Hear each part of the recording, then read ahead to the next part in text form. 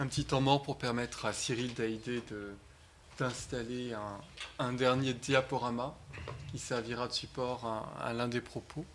En attendant, pendant ce temps, je vais vous présenter les 4 invités qui sont avec moi autour de la table. Et je vais commencer par celui que je connais le moins finalement, puisque vous n'êtes pas un de mes collègues, un de mes collaborateurs, même si vous êtes mon voisin. Vous habitez juste en face, de l'autre côté de la frontière.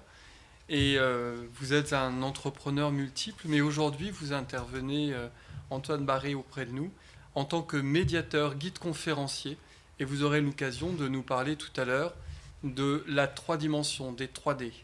C'est bien cela. Je suis accompagné également d'Alice Arnaud et de Sabrina Dalibar, qui sont toutes deux conservatrices du patrimoine. Elles ont été formées à l'Institut national du patrimoine. L'une est directrice du patrimoine, vous l'avez découverte ce matin. L'autre est chef du service des musées et conservatrice départementale des musées. Je pense que vous aurez l'occasion de nous expliquer toutes les deux un petit peu ce que ces fonctions impliquent et dans quelle mesure ces métiers que vous avez sont en interaction avec les bâtiments particuliers dont le département est propriétaire et qui sont aussi des œuvres d'art en tant que telles. Et puis j'accueille un autre de nos collègues qui est un ingénieur de son grade et de sa formation, Emmanuel Charlotte, qui est directeur des bâtiments au Conseil départemental de la Mayenne. Et c'est toi, Emmanuel, qui as la responsabilité avec tes équipes de l'entretien au quotidien, de la construction aussi parfois de bâtiments qui sont à des usages du service public, des usages très variés.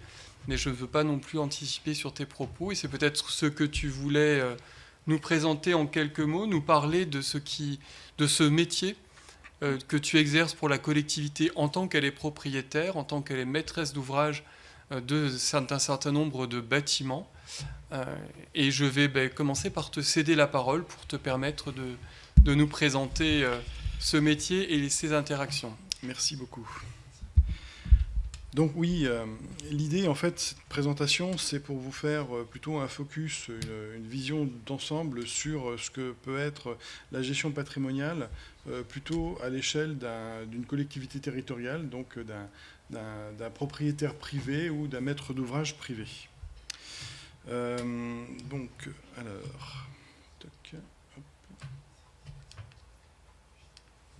Alors, avant toute chose, je voulais vous faire un petit préambule parce que je vais certainement utiliser des termes qui ne vont pas forcément être compréhensibles par tout le monde. Je vais vous parler de maître d'ouvrage. Le maître d'ouvrage, c'est la personne, c'est l'entité qui est soit propriétaire du bâtiment, soit qui exprime le besoin et qui finance le résultat du besoin, l'attente du besoin. Il n'est pas forcément sachant, c'est un propriétaire ou quelqu'un qui va avoir une expression d'usage sur un bâtiment. Le maître d'œuvre ou le bureau d'études, c'est les gens qui ont l'expérience, qui savent, ce sont les sachants, et eux, leur rôle, ça va être de concevoir les projets. Et puis derrière, on va avoir les entreprises. Donc là, elles sont diverses et variées. Elles vont dépendre forcément de l'ouvrage en question. Pour ce qui concerne un bâtiment, en fait, je recommence. Le bâtiment qui appartient à un propriétaire immobilier fait partie de son patrimoine. À ce titre, le propriétaire ou le maître d'ouvrage doit en assurer la gestion pour permettre l'exploitation de l'ouvrage en question.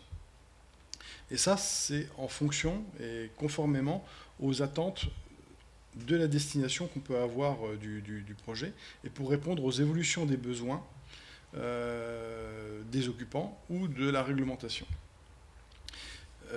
Au cours du temps, les modifications, les interventions de maintenance, l'évolution des usages, la vétusté des équipements, le vieillissement des matériaux vont influer sur le bâtiment lui-même, sur l'ouvrage lui-même, au risque de le rendre à un moment impropre à sa destination, c'est-à-dire qu'on ne pourra plus l'utiliser. De même, on a d'autres contraintes qui sont les coûts de l'énergie, les mises aux normes, les contraintes environnementales, l'évolution de la réglementation accessibilité, les questions de sécurité, qui vont eux aussi induire des évolutions du bâtiment. et qu'il va falloir pouvoir gérer, appréhender, entreprendre pour pouvoir assurer que le bâtiment reste bien conforme à sa destination. Alors, un propriétaire privé, un maître d'ouvrage privé va avoir tendance à essayer de valoriser son patrimoine. C'est-à-dire que quand un propriétaire qui a plusieurs immeubles, plusieurs appartements, il va essayer de faire en sorte de les fructifier parce que ça représente un enjeu financier important et il va essayer de le faire progresser. Un maître d'ouvrage a une vision qui est quand même sensiblement différente, en tout cas un maître d'ouvrage public, puisqu'il va s'orienter essentiellement sur des questions de continuité de service public, c'est-à-dire que les bâtiments dont il est propriétaire ou qu'il va exploiter, au titre de sa responsabilité de propriétaire, eh bien, il va devoir les entretenir, les aménager de manière à faire en sorte que les fonctions qu'il accueille au sein de ce patrimoine répondent bien à ce qu'il est prévu.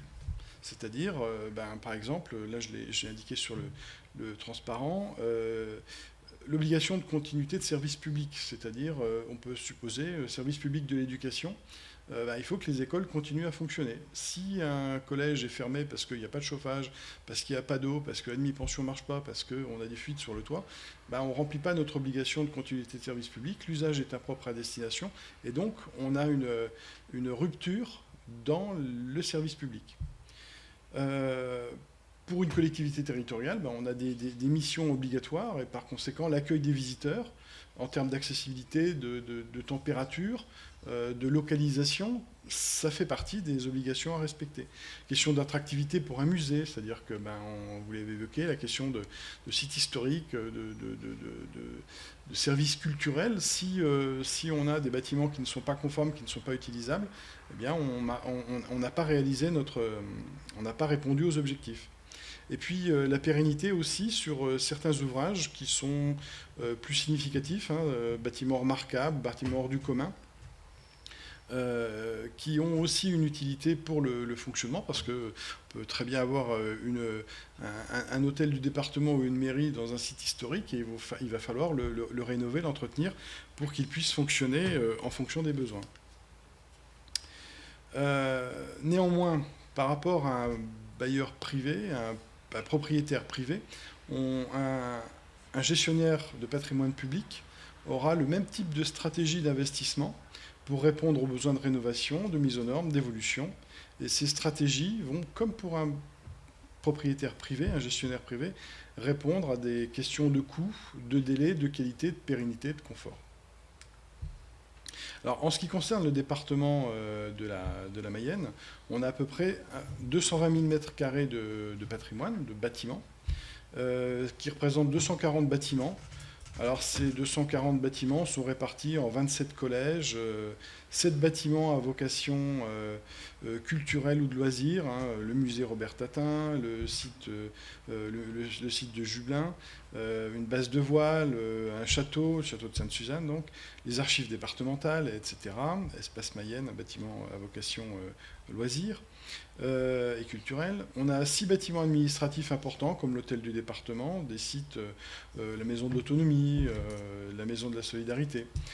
44 sites liés à la solidarité, c'est-à-dire ce seront des antennes locales où les citoyens pourront rentrer en relation avec les services sociaux du département.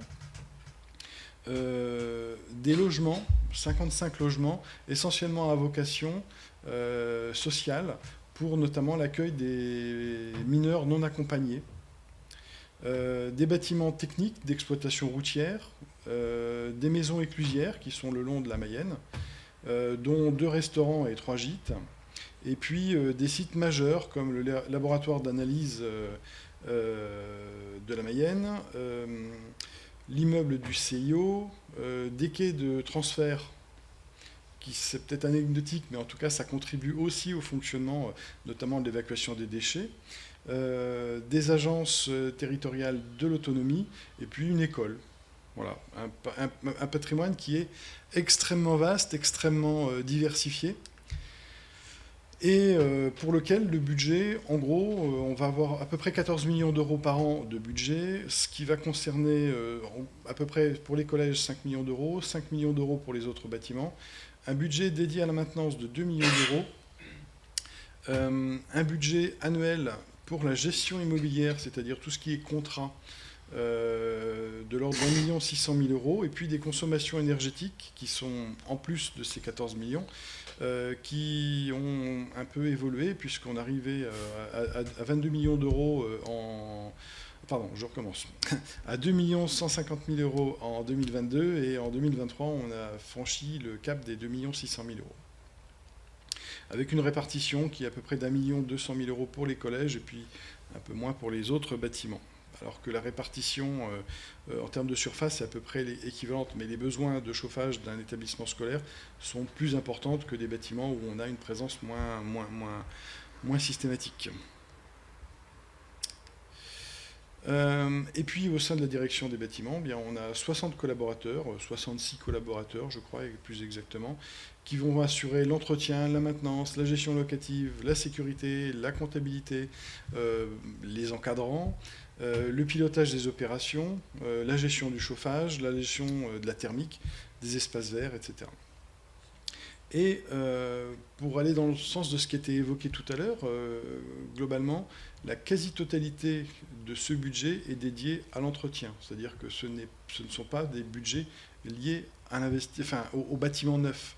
Les bâtiments neufs restent très anecdotiques, puisque sur une centaine d'opérations actuellement qui sont programmées, qui sont en programmation, en tout cas qui devraient voir le jour dans les 7-8 ans à venir, seuls 5 projets de construction existent. Là, j'ai fait une petite présentation sur la question de l'intérêt de construire ou de restructurer.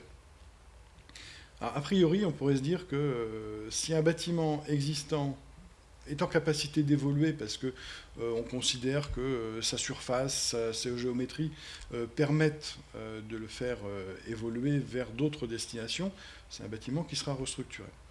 Puis si en revanche on se rend compte que la mutation est vraiment trop compliquée parce qu'on a des différences de niveau, on a des façades qui sont trop allongées ou des épaisseurs de bâtiments trop étroits où on circule mal, basiquement on va se dire bon vaut mieux le mettre par terre et puis le reconstruire. Puis en réalité c'est pas du tout comme ça que ça se passe. C'est-à-dire qu'il y a tellement d'éléments d'analyse qui vont rentrer en jeu. Sur la valeur architecturale du bâtiment, sur sa valeur historique, si on a du foncier disponible ou pas pour reconstruire un bâtiment, sur la localisation par rapport aux services, par rapport aux usages, par rapport au transport, si on a une pression démographique, pour une école, on va plutôt avoir tendance à s'installer en ville plutôt qu'à l'extérieur du territoire. Des questions d'aménagement urbain, de voies de circulation, et tous ces éléments-là, eh bien, ça va rentrer un peu plus tard dans la question de la programmation, mais ça ne va pas certainement vouloir dire qu'on va forcément reconstruire parce qu'on a du mal à faire muter un bâtiment, ou au contraire rester sur place parce que finalement le bâtiment il peut muter. C'est-à-dire qu'en fait il y a une véritable réflexion qui va s'opérer à un moment pour s'assurer qu'il est pertinent soit de rester dans le bâtiment existant en le restructurant, soit de s'installer ailleurs. Juste cette image pour vous représenter en gros ce que représente le coût d'un immeuble sur 15 ans. En gros, 20% du coût d'un immeuble sur 15 ans va représenter la construction. C'est-à-dire que tout le reste, ce seront des travaux de maintenance, de mise aux normes, d'évolution, de recloisonnement, décloisonnement, d'entretien, de décoration, ou des frais financiers.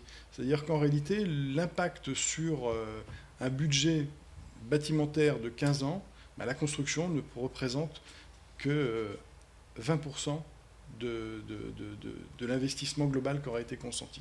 Et nous, on se trouve vraiment dans ce cas-là, c'est-à-dire que les budgets de 14 millions d'euros que j'évoquais tout à l'heure, c'est plutôt les 80% de budget qui restent sur 15 ans. En gestion de patrimoine, on va voir 3 types d'actions principales. Des actions correctives, c'est-à-dire on a un problème, on répond tout de suite. On ne cherche pas à comprendre si on aurait dû le programmer ou pas. Vous avez une panne de chaudière, vous avez une fuite sur le toit, vous avez une porte qui tombe ou une fenêtre qui ne fonctionne pas, on répond, il faut répondre parce qu'il y a un besoin et il n'y a pas d'autre solution que de faire les travaux. On a ce qui est la maintenance préventive. Maintenance préventive, en fait, on va essayer de planifier sur 12-18 mois, mais ça peut être sur plus longtemps, parce qu'on peut avoir des campagnes de renouvellement de toiture tous les 20 ans, par exemple.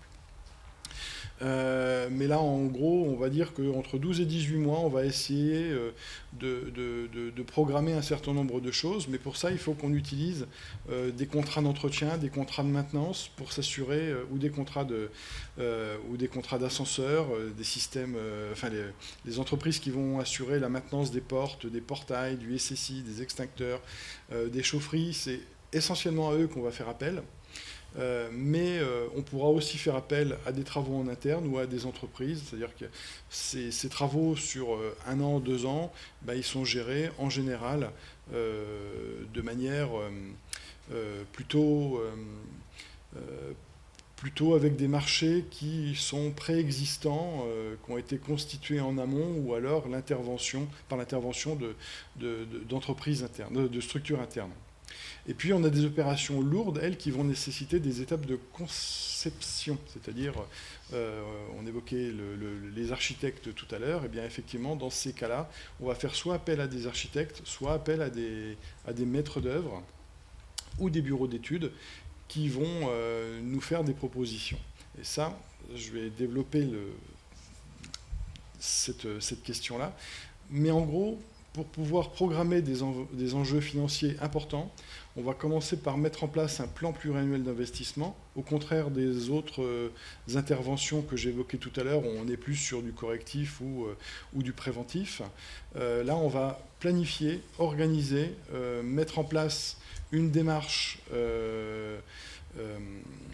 structurante, et puis surtout planifier des coûts, planifier la possibilité des interlocuteurs d'intervenir, c'est-à-dire que les équipes se mettent en route. Et ça, on planifie sur à peu près 7-8 ans, c'est-à-dire qu'aujourd'hui, on a 7-8 ans de perspective d'opérations en portefeuille. C'est-à-dire, j'évoquais tout à l'heure les 100 opérations que nous avons. Ces 100 opérations, elles sont sur une période de 7 à 8 années.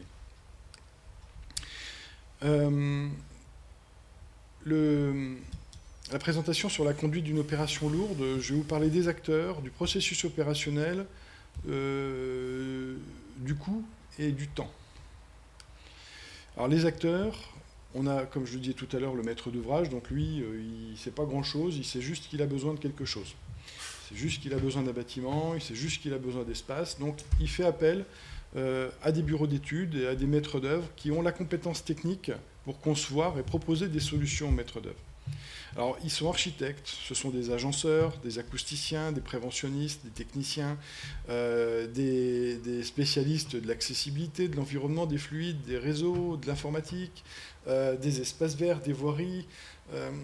C'est des gens qui ont véritablement une compétence et qui, en fonction du besoin de l'opération, du besoin du projet, seront associés au gré des études qui vont être conduites pour amener le maître d'ouvrage à réaliser son projet. On va avoir des contrôleurs techniques, donc c'est eux qui vont en gros vérifier le travail de tous ceux que j'ai cités avant. Ils vont s'assurer que l'ingénieur structure qui nous a fait une descente de charge, est-ce qu'il s'est planté, est-ce qu'il ne s'est pas planté, est-ce qu'il a bien pris en compte tous les appuis, tous les efforts, est-ce qu'on est d'accord que les fondations sont en capacité de supporter l'ouvrage. On a un coordinateur sécurité qui va intervenir sur une opération comme celle-ci, et ce coordonnateur sécurité, il va avoir la responsabilité du chantier pour s'assurer qu'il n'y ait pas d'accident pendant la phase de travaux, mais il va aussi s'assurer qu'à terme, le bâtiment sera sécuritaire pour tous les gens qui vont y travailler, qui vont intervenir ultérieurement sur le toit, qui vont intervenir dans les cages d'ascenseur ou sur les façades, c'est-à-dire qu'en gros, toute la conception qu'aura pu avoir l'architecte sera vérifiée par cette personne, pour garantir qu'on ne sera pas dans des conditions de sécurité déplorables, ou qu'on n'aura pas besoin d'utiliser des cordistes ou de monter des échafaudages pour nettoyer les fenêtres, par exemple. Ça n'a l'air de rien, mais ce sont des problèmes qui peuvent arriver. Alors parfois, un maître d'ouvrage va pouvoir déléguer sa mission à un maître d'ouvrage délégué. C'est un peu répétitif ce que je dis, toutes mes excuses. En fait, un maître d'ouvrage va confier la mission de maîtrise d'ouvrage à un tiers qui va agir au nom et pour le compte de ce maître d'ouvrage, y compris sur la question financière. C'est-à-dire qu'il va lui donner l'argent pour réaliser l'opération. Alors c'est quelque chose qu'on fait relativement rarement, mais en fonction de l'importance des projets, ça peut être intéressant parce que quand vous avez pour l'équipe opérationnelle un cumul d'opérations qui est trop important à gérer, vous sollicitez un tiers qui va travailler pour votre compte et à votre nom, mais avec votre budget. Et vous validez ce qu'il vous proposera. Donc ça permet de faciliter un plan de charge. Et puis on va avoir aussi des assistants à maîtrise d'ouvrage, c'est-à-dire qu'eux-mêmes, ces structures-là, vont avoir des missions tout à fait spécifiques sur lesquelles le maître d'ouvrage n'a pas forcément la compétence. Par exemple, ça peut être des études acoustiques, ça peut être des études thermiques que nous ne maîtrisons pas en interne, mais qui vont servir à un moment ou à un autre dans la conception de l'opération. Sur le processus opérationnel, on a des étapes préalables. Avant de concevoir le bâtiment, on va commencer par faire une étude d'opportunité, que ce soit une construction ou une restructuration. On va commencer par se dire, est-ce qu'il y a un besoin qui est exprimé par un utilisateur de bâtiment? Est-ce qu'on est sûr qu'il a vraiment besoin de ça? Parce qu'on peut avoir des demandes, et puis on se rend compte que les demandes, finalement, elles sont liées à des perceptions qui ne sont pas forcément pertinentes. Est-ce que la demande est pérenne ou provisoire? C'est-à-dire qu'on peut se dire, voilà, on demande de restructurer tout un étage de bâtiment, puis finalement, c'est juste parce qu'il y a 3 personnes qui ne s'entendent pas dans les bureaux. Alors, il y a peut-être d'autres solutions derrière. Et puis, on va aussi s'interroger sur le fait que la demande s'inscrit-elle dans un schéma plus global? C'est-à-dire que si on vient se dire on va restructurer au milieu d'un bâtiment existant un espace, qu'est-ce qu'on fait des autres espaces à terme? Est-ce que ce qu'on va concevoir ici ne va pas hypothéquer l'avenir? Une fois qu'on a réfléchi à toute cette phase préalable, on va se dire, apparemment ça fonctionne, la demande est justifiée, le projet tient la route, est-ce qu'on peut réellement le faire? Donc ça va faire une étude de faisabilité. Donc on va confirmer la réponse aux besoins, on va estimer des coûts, on va estimer l'ensemble des dépenses et estimer un calendrier. C'est-à-dire que si on se dit il y en a pour 8 ans, alors que le besoin il est immédiat, on ne va pas pouvoir répondre, donc il faudra trouver d'autres solutions. Si ça coûte trop cher, c'est pas réalisable non plus. Donc tous ces éléments-là sont... en fait, tout ce que je vais vous présenter, c'est qu'on part d'une demande, et puis on va aller dans un entonnoir. On va avoir une vision assez itérative, en disant, on va estimer toutes les solutions, les possibilités, puis on va réduire le champ des possibles pour arriver à une solution au final. Là, on va passer à l'étape de pré-programmation. Une fois qu'on a validé la faisabilité, on fait une étude de pré-programmation, et puis on va vérifier si la structure du bâtiment tient, si au niveau géologique, la terre, les fondations seront... le terrain naturel sera en capacité de supporter le bâtiment. On va vérifier si, d'un point de vue, si on est sur une faille sismique, si on a un bâtiment qui tient ou qui ne tient pas. On va vérifier financièrement si on répond bien aux questions financières, si on est en capacité de répondre aux besoins, parce qu'on ne s'engage pas sur des champs trop importants. Et on va travailler en parallèle sur le programme en lui-même. Et le programme, ça va être de s'assurer que les liens entre les différents espaces qui seront conçus, les différentes questions de fonctionnalité, on va vérifier les surfaces, on va proposer des surfaces, on va estimer un niveau de qualité, on va regarder si on n'a pas des contraintes particulières liées au fonctionnement du bâtiment. Et puis toujours, on va vérifier les coûts. C'est-à-dire à chaque étape, on vérifie si ça passe toujours, parce que plus on affine le besoin, plus on va loin dans le détail, et plus on se rend compte que on peut avoir des évolutions de coûts qui peuvent être assez pénalisantes. Une fois qu'on a fini le programme, on va lancer ce qu'on appelle un choix de maîtrise d'œuvre. Et ça va dépendre, pour ce qui concerne le Code des marchés publics, ça dépendra fortement du montant des travaux. C'est-à-dire, en gros, si on est en dessous de 2 millions d'euros de travaux, on pourra faire une consultation en procédure adaptée. Si on est en dessus de 2 millions d'euros de travaux, on va faire une procédure de concours. Alors, c'est extrêmement important parce que ça va avoir un impact sur le temps. En gros, j'en reparlerai après, mais si on est en procédure adaptée, on prend 3 mois. Si on est en concours, ça prend 1 an. Parce que c'est comme ça. Il y a des étapes, il y a des délais, il y a des choses à respecter. Au bout du compte, on aura trouvé un architecte, un maître d'œuvre qui va concevoir et qui réalisera toutes les études. Les études qui lui seront confiées sont en fait, là aussi, c'est itératif. C'est-à-dire, il va commencer par nous proposer une esquisse. Donc, en gros, il va nous présenter une image, un schéma. On n'a pas un niveau de détail très, très précis, mais on sait ce qu'on va acheter, ce qu'on va construire, ce qu'on va aménager. Si on valide l'esquisse, si on est d'accord, en général, un concours, c'est sur une phase esquisse. On va passer à l'étape supérieure qui sera l'avant-projet sommaire. Donc là, on aura des estimations techniques plus précises, on aura des coûts plus précis, on commencera à parler de matériaux, on aura une échelle de plan qui sera beaucoup plus lisible, on aura une représentation, par exemple, on peut avoir une image au moment de l'esquisse, mais on ne sait pas forcément quelle sera la nature du matériau. On sait que ce sera blanc. A priori, on sera sur ce qui nous a été présenté, c'est un enduit ciment. Et puis, au moment de son avant-projet sommaire, le maître d'œuvre, économiquement, l'enduit ciment est trop important, il va pouvoir nous proposer un autre matériau, pourvu qu'on ait le même rendu final, parce que ça a été validé sur le concours. Et ainsi de suite, c'est-à-dire qu'au fur et à mesure qu'on avance dans le projet, enfin dans l'étude, on va avoir des précisions. À l'avant-projet détaillé, par contre, on sait exactement ce qu'on va acheter, on sait exactement combien ça devra nous coûter. Et là, on a un contrat de rémunération qui est établi avec le maître d'œuvre. C'est-à-dire qu'on ne doit pas changer ce qui a été validé au moment de la PS. Il y a une étape suivante, c'est le projet, à proprement parler. Alors, c'est des appellations, c'est lié à la loi MOP, la loi sur la maîtrise d'ouvrage public, tous ces éléments-là, et donc on ne peut pas y déroger.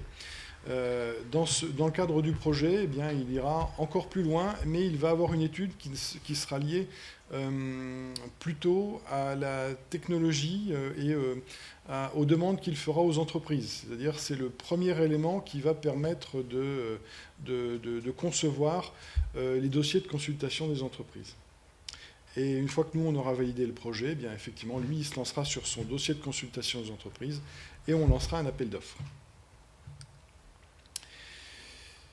Une opération coûte effectivement en général très cher puisque on inclut beaucoup de choses. On accumule les questions d'acquisition foncière, les questions de démolition quand on est sur un terrain construit, la partie travaux, mais on a aussi toutes les questions de raccordement, de voirie réseau divers, la rémunération de la maîtrise d'œuvre, des bureaux d'études, des bureaux de contrôle, du coordinateur sécurité, du coordonnateur incendie, les études de sol qu'on aura gérées, etc., etc. On peut aussi avoir du 1% artistique quand on est dans un bâtiment neuf. Un élément qui est transparent pour le privé, mais certainement pas pour une collectivité territoriale, c'est les révisions de prix. Par exemple, depuis 4 ans, on a des évolutions de prix qui sont telles, on était à 8% de révision de prix par an. Dans un marché en fait, public, on doit réévaluer le prix d'une construction tous les ans, au mois le mois, en fonction de l'évolution du prix des matériaux. Il y a un indice, et on doit suivre cet indice. Et effectivement, on est à 2% entre 2023, enfin sur l'année précédente, mais on a été jusqu'à 8% sur 2021, 2022 et 2023. Donc c'est extrêmement important. Et puis les temps, c'est ce que je vous évoquais tout à l'heure. Les études de programmation, études préalables, ça prend en général 1 an, peut-être 2 ans. Ça va dépendre des étapes de validation, ça va dépendre des sujets qui seront abordés, ça va dépendre de la maîtrise foncière qu'on peut avoir, parce qu'on peut avoir un projet de construction, par exemple, mais si on n'a pas de foncier derrière pour construire, ben, on pourra toujours programmer, on ne programmera que des plans, on ne construira jamais rien. Le choix du maître d'œuvre, c'est ce que j'évoquais tout à l'heure. Si on est en procédure adaptée, donc quelque chose de simple, une consultation publique, mais sous sa forme la plus simple, on est à peu près à 3 mois. Et puis sur un concours de maîtrise d'œuvre, on est sur 12 mois. Les phases d'études, ben là pareil, si vous êtes sur quelque chose de simple, c'est 3-4 mois. Et puis si c'est plus compliqué, c'est-à-dire que si on est bien sur les phases que j'évoquais tout à l'heure, esquisse, APS, APD, Pro, DCE, ben on est à peu près sur 1 an. On va avoir des questions d'autorisation, de permis de construire. Donc si on doit faire une autorisation de travaux ou une déclaration de travaux, on va être sur des délais de 1 ou 2 mois suivant le site, si on est sur un environnement proche d'un monument historique, par exemple, ou sur un site inscrit, ça va être un peu plus compliqué. Mais en tout cas, on sera sur 3 mois au plus long. Et puis, sur un permis de construire, on sera entre 5 et 6 mois. La consultation des entreprises, une fois que les études sont faites, ben, ça prend entre 3 et 6 mois. Et les travaux, ben, tout dépendra de la complexité du sujet, de l'ampleur du projet, mais on sera sur, en gros, 1 an. Hein, et puis, des fois, c'est beaucoup plus long. Ça peut, une grosse restructuration avec des phases, ça peut prendre 3 ans. Donc, cette image-là, juste pour vous dire que un projet peut paraître extrêmement long, mais pourquoi est-ce que souvent c'est très long? C'est qu'en fait, on vient cumuler des étapes qui nécessitent des arbitrages, des validations, des autorisations administratives. Et un projet on peut l'attendre longtemps en se disant mais qu'est-ce qu'ils sont en train de faire? Pourquoi ils n'avancent pas? Mais pourquoi on n'avance pas? C'est parce qu'il y a beaucoup de choses qui se font en temps masqué. Le chantier, s'il prend 1 an, on a pu travailler depuis 3-4 ans au préalable. Donc le chantier, les travaux, c'est vraiment la partie immergée de l'iceberg, tout en sachant émergée, de l'iceberg. La partie immergée nous a occupé pendant plusieurs années auparavant. Et donc un projet peut prendre en gros 1 an et demi pour quelque chose de relativement simple, jusqu'à 4 ou 5 ans quand on est sur des sujets sensiblement plus compliqués. Et voilà, j'ai fini. Merci Emmanuel pour ces explications de ce rôle du maître d'ouvrage sur l'importance qu'il peut y avoir à arbitrer entre l'investissement continu de la construction en neuf, mais l'investissement en continu pour entretenir le patrimoine bâti que l'on a déjà. Peut-être y a-t-il des questions dans la salle qui te seraient adressées. Moi, j'avais quand même envie de te demander si un département bas carbone demain continuera à construire du neuf ou s'il ne devra pas, pour réussir à tenir cette ambition bas carbone, à ne faire que de l'entretien de son patrimoine existant.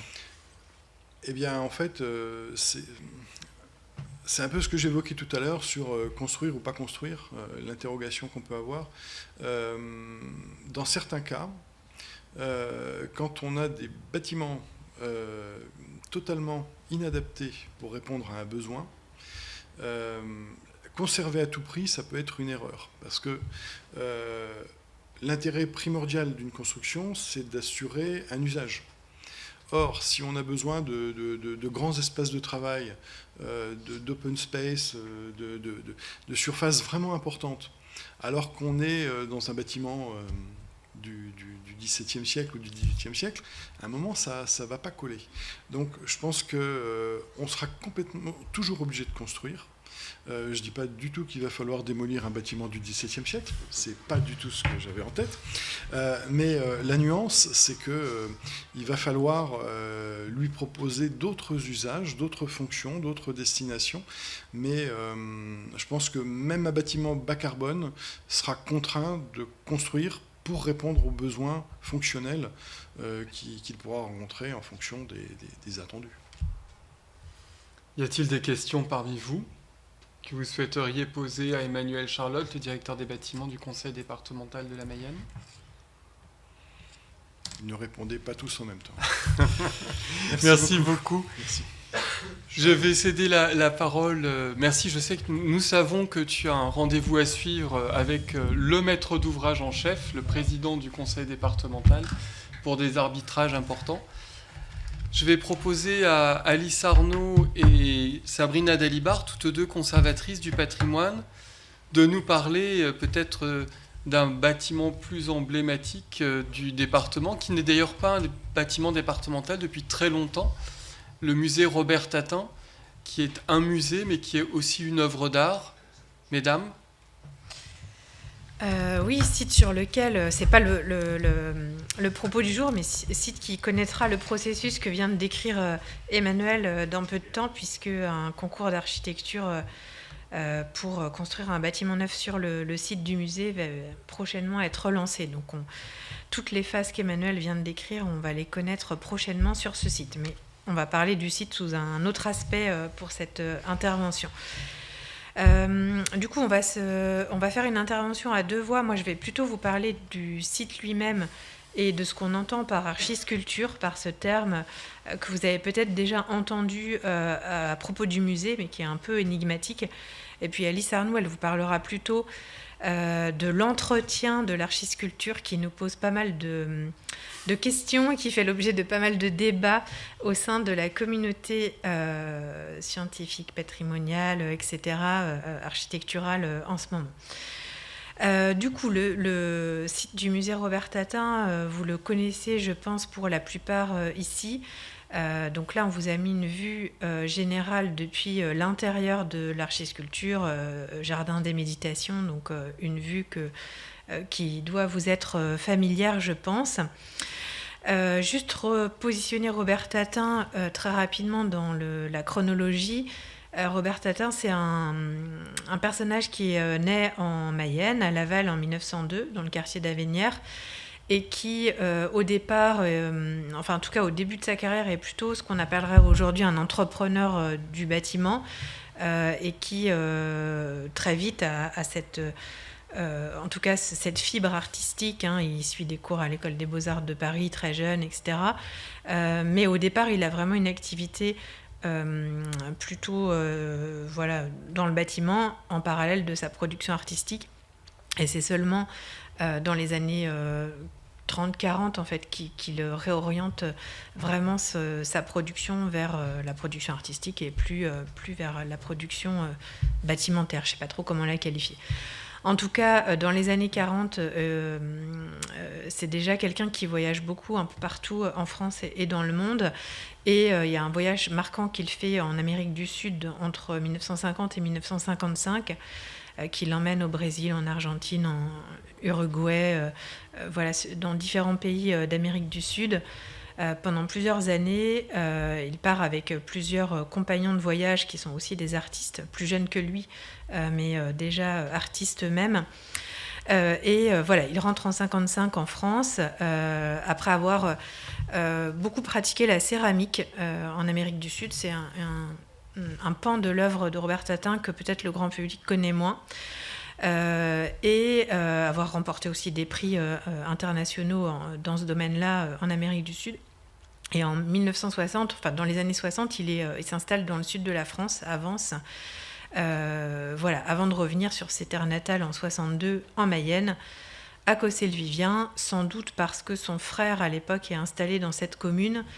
Voilà, parce qu'il n'y a pas de lien particulier entre Robert Tatin et la commune de Cossé-le-Vivien à cette époque-là, dans les années 60. Donc voilà, pour brosser très rapidement le portrait, enfin son parcours de vie et d'artiste, les collections du musée, on vous en a mis un petit aperçu à travers 4 ou 5 photos, enfin plutôt 5 que 4. J'ai volontairement fait le choix de vous mettre des œuvres de Tatin qui peut-être sont moins connues que ce que vous avez l'habitude de voir, puisqu'au musée on a beaucoup de collections de peinture, enfin en tout cas dans les salles du musée.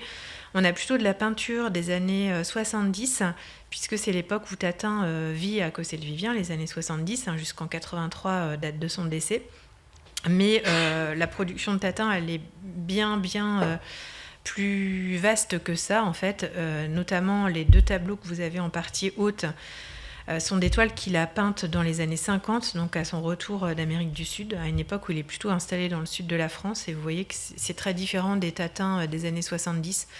Donc une vue de Saint-Malo, là, avec ce cadre un peu anachronique, mais voilà, le beau cadre doré à la feuille d'or. Et puis Provence, qui est un tableau qu'il peint sans doute quand il est installé à Vence dans ces années-là. Tatin, il est aussi donc céramiste. On vous a mis une vue d'un grand vase des années 50. Et puis, il dessine aussi dans les années 70 des vêtements qui sont fabriqués par une couturière qui vit avec le couple Tatin, Elisabeth et Robert Tatin, sur le site de la Frénouse pendant 8 ans, qui est hébergé dans leur maison, et qui façonne en fait les vêtements que Tatin dessine dans ces années-là pour des couples d'amis, principalement. Donc voilà, pour que vous ayez une idée des types de production. Mais Tatin, c'est aussi évidemment ce qu'il a construit avec sa dernière épouse, Elisabeth Tatin, sur le site de la Frénouse. Donc aujourd'hui, le site du musée ressemble à ça. Pour ceux qui sont déjà venus, en fait, vous avez en partie basse de la photo de gauche sur votre écran, c'est un peu petit sans doute, mais vous avez un ensemble d'anciens bâtiments de ferme. Et puis, en partie haute de la photo, en haut à gauche, vous avez ce qu'on appelle, nous, l'archisculpture, en partie en tout cas, qui jouxte l'ancienne maison qu'achète Tatin dans les années 60. Donc c'est un site qui se construit progressivement, parce qu'au départ, Robert Tatin achète une maison qui est en ruine dans les années 60, qu'il décide de rénover, autour de laquelle il construit ce qu'on pourrait qualifier d'un environnement d'art, puisqu'il sculpte, il façonne, il est un peu architecte, sculpteur, céramiste, peintre, dessinateur de vêtements, etc. Enfin, il a un peu expérimenté toutes les pratiques artistiques.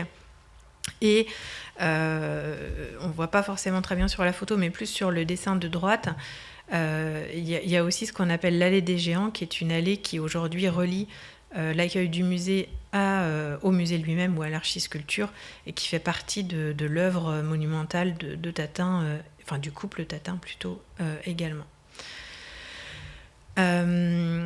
Donc, alors il y a une coquille, c'est pas Riobert Tatin, mais c'est bien Robert Tatin.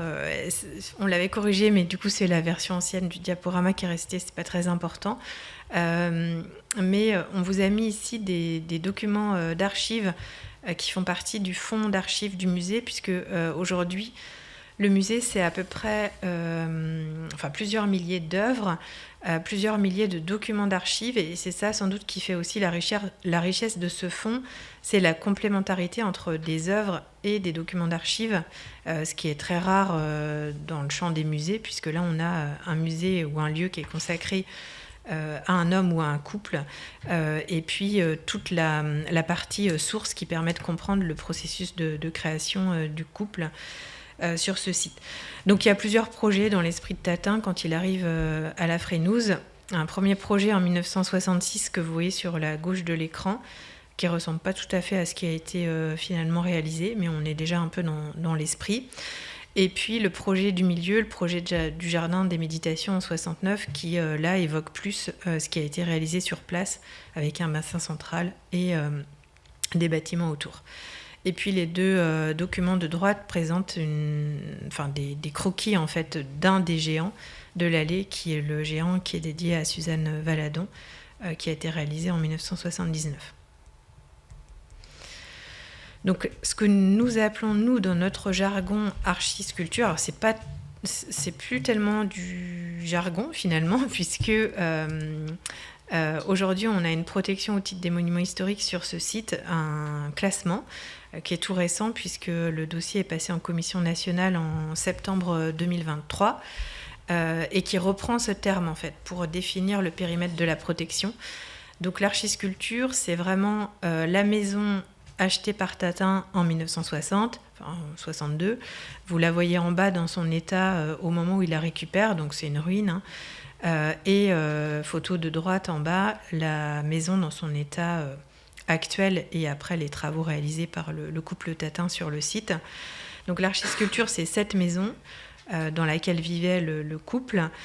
Mais c'est aussi tout ce qu'il y a autour et qui sert d'écrin au musée, donc la porte des géants, le jardin des méditations, le dragon, entre autres, Notre-Dame tout le monde aussi, que vous avez en photo en bas à droite, et l'allée des géants qui complète cet ensemble d'architecture. L'allée des géants étant plutôt considérée comme de la sculpture, donc on est entre l'architecture et la sculpture. Donc on est en présence vraiment d'une œuvre remarquable à préserver à plusieurs titres.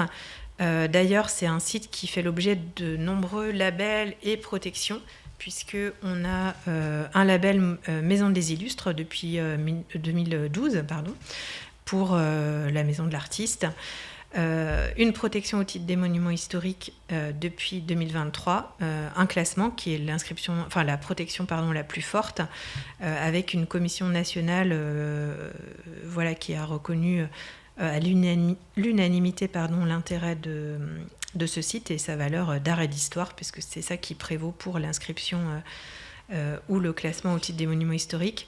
Et puis on a aussi un musée de France, donc avec des collections qui bénéficient de l'appellation Musée de France, qui est aussi une appellation du ministère de la Culture et qui impose au département un certain nombre de choses en matière de conservation et de valorisation des collections.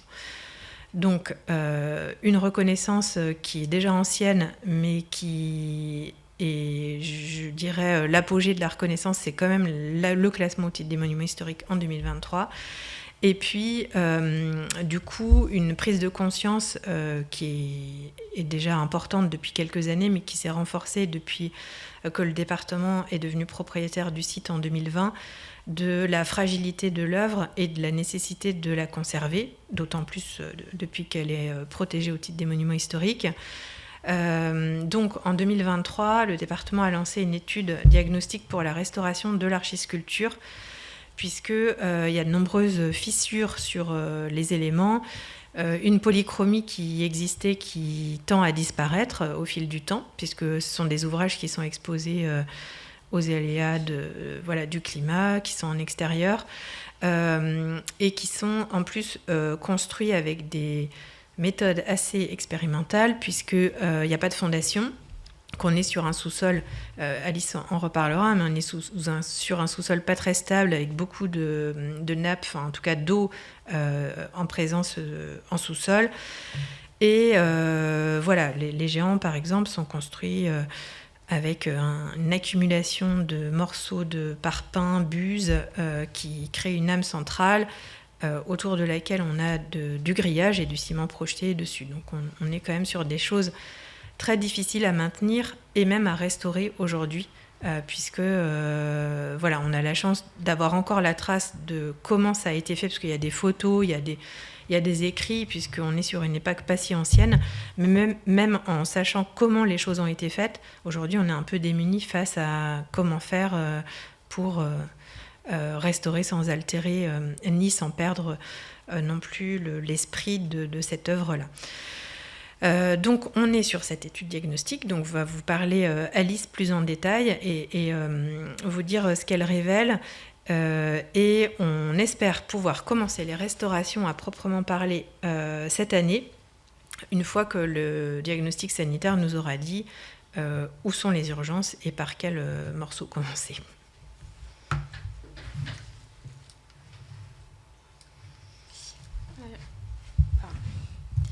Je vais effectivement vous parler un petit peu plus de l'étude de diagnostic qui est en cours, puisqu'elle a été lancée en cours de l'année dernière, 2023, et on est en stade intermédiaire. On attend les résultats complets de l'étude pour la fin du printemps 2024. Auparavant, peut-être un petit retour sur les modes de construction, brièvement évoqués par Sabrina, puisque effectivement, en 2020, le musée devient départemental, mais il a derrière lui 50 ans d'existence officielle en tant que musée.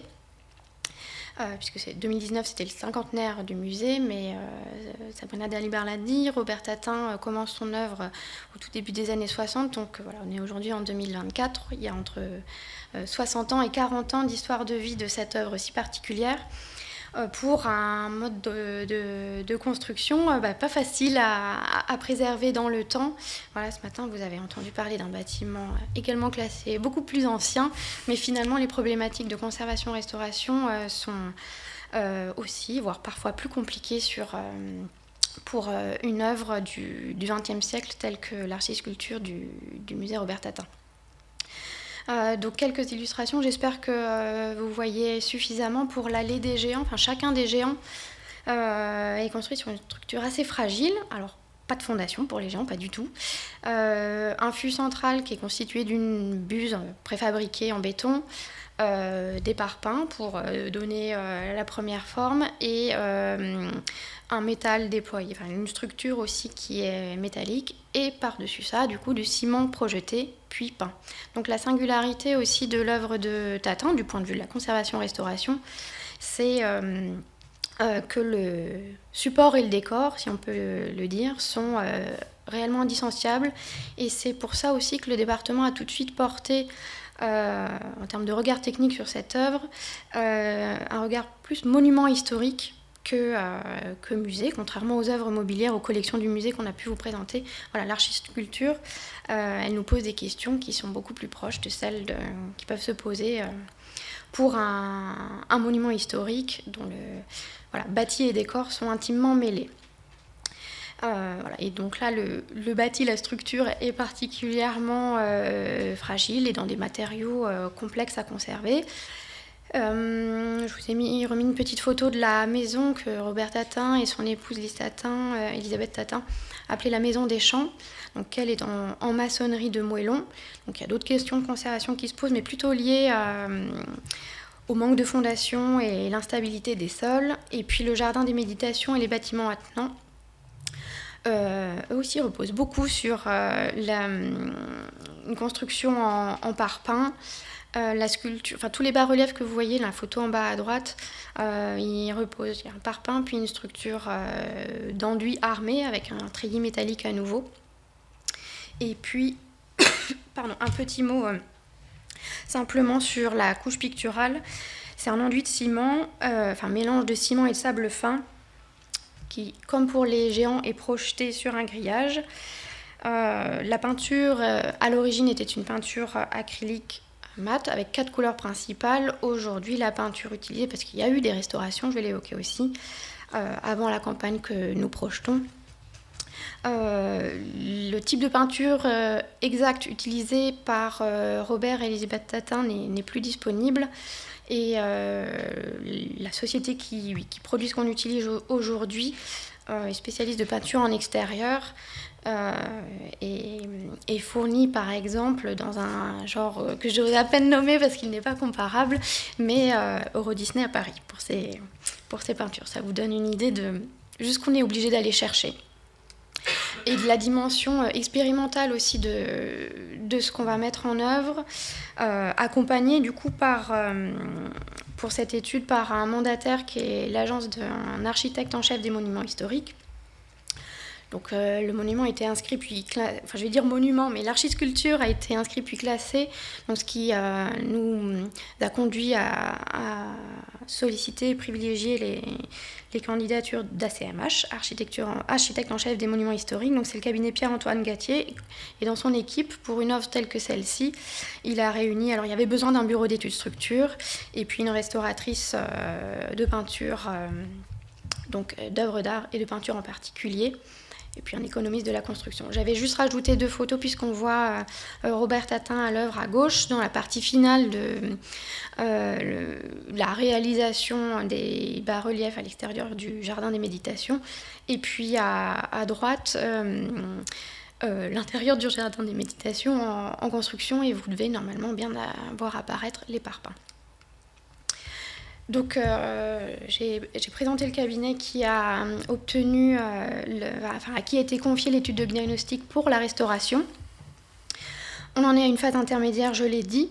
Donc les problématiques structurelles auxquelles on s'attendait quand même en partie, mais ont été bien identifiées et surtout documentées alors par une couverture photographique, par des prélèvements complémentaires, le moins intrusif possible, puisqu'on est à la fois sur du monument historique et une œuvre d'art, et puis des études géotechniques. Donc je vous passerai les détails trop techniques, mais voilà, les problématiques structurelles identifiées pour l'allée des géants, donc les 3 zones sont indiquées à l'écran. Défissuration, problème de stabilité, une corrosion des armatures, puisque j'ai parlé de l'omniprésence de treillis métalliques dans l'édification des géants. La maison des champs, donc maison qu'ont habité Robert et Elisabeth Tatin, est parcourue de fissurations plus ou moins importantes et puis qui ont tendance à s'aggraver. C'est une problématique forte aussi qu'on rencontre ces dernières années. Voilà, c'est l'histoire aussi d'un bâtiment qui a été entretenu au jour le jour, mais jamais avec une restauration fondamentale, et donc des opérations, si je puis dire, de surface. La problématique aujourd'hui, c'est que les dégradations pas trop graves s'aggravent, et de plus en plus. Et puis pour le jardin des méditations et tous les bâtiments qui le desserrent autour, un affaissement des dallages, des déformations en plus, des fissurations constatées par ailleurs, et puis là aussi une corrosion des armatures.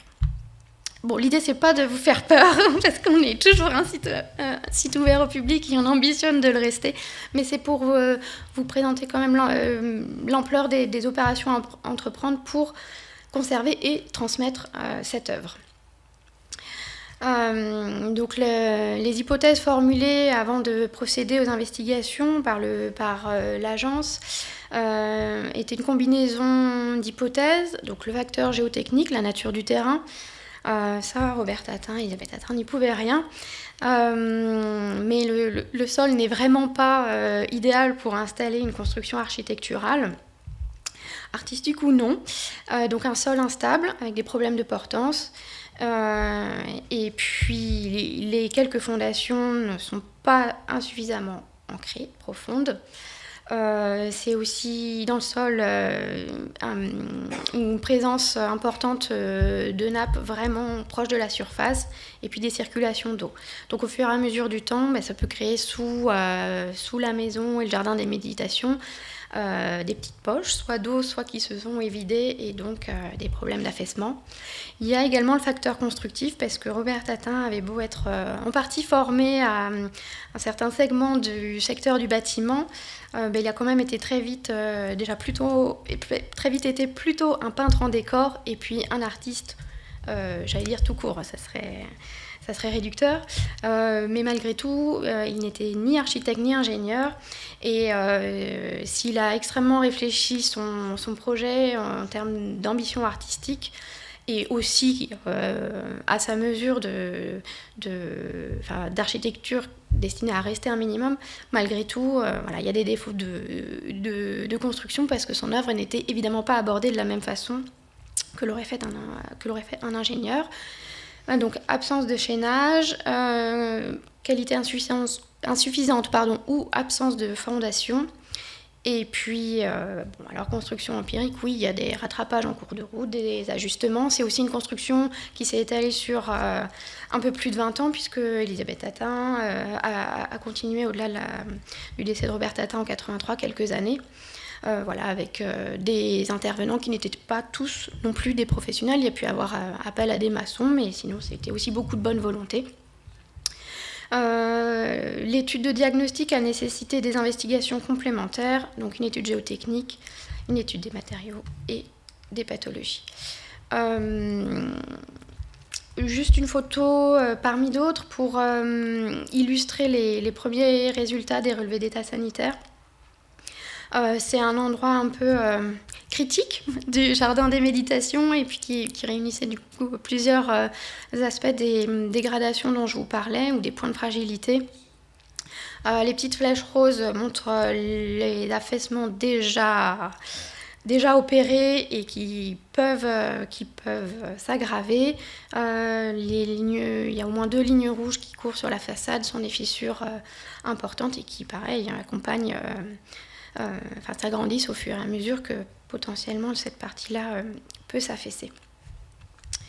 On voit également, je ne me suis pas beaucoup attardée là-dessus parce que la plupart des dégradations sont essentiellement dues à ces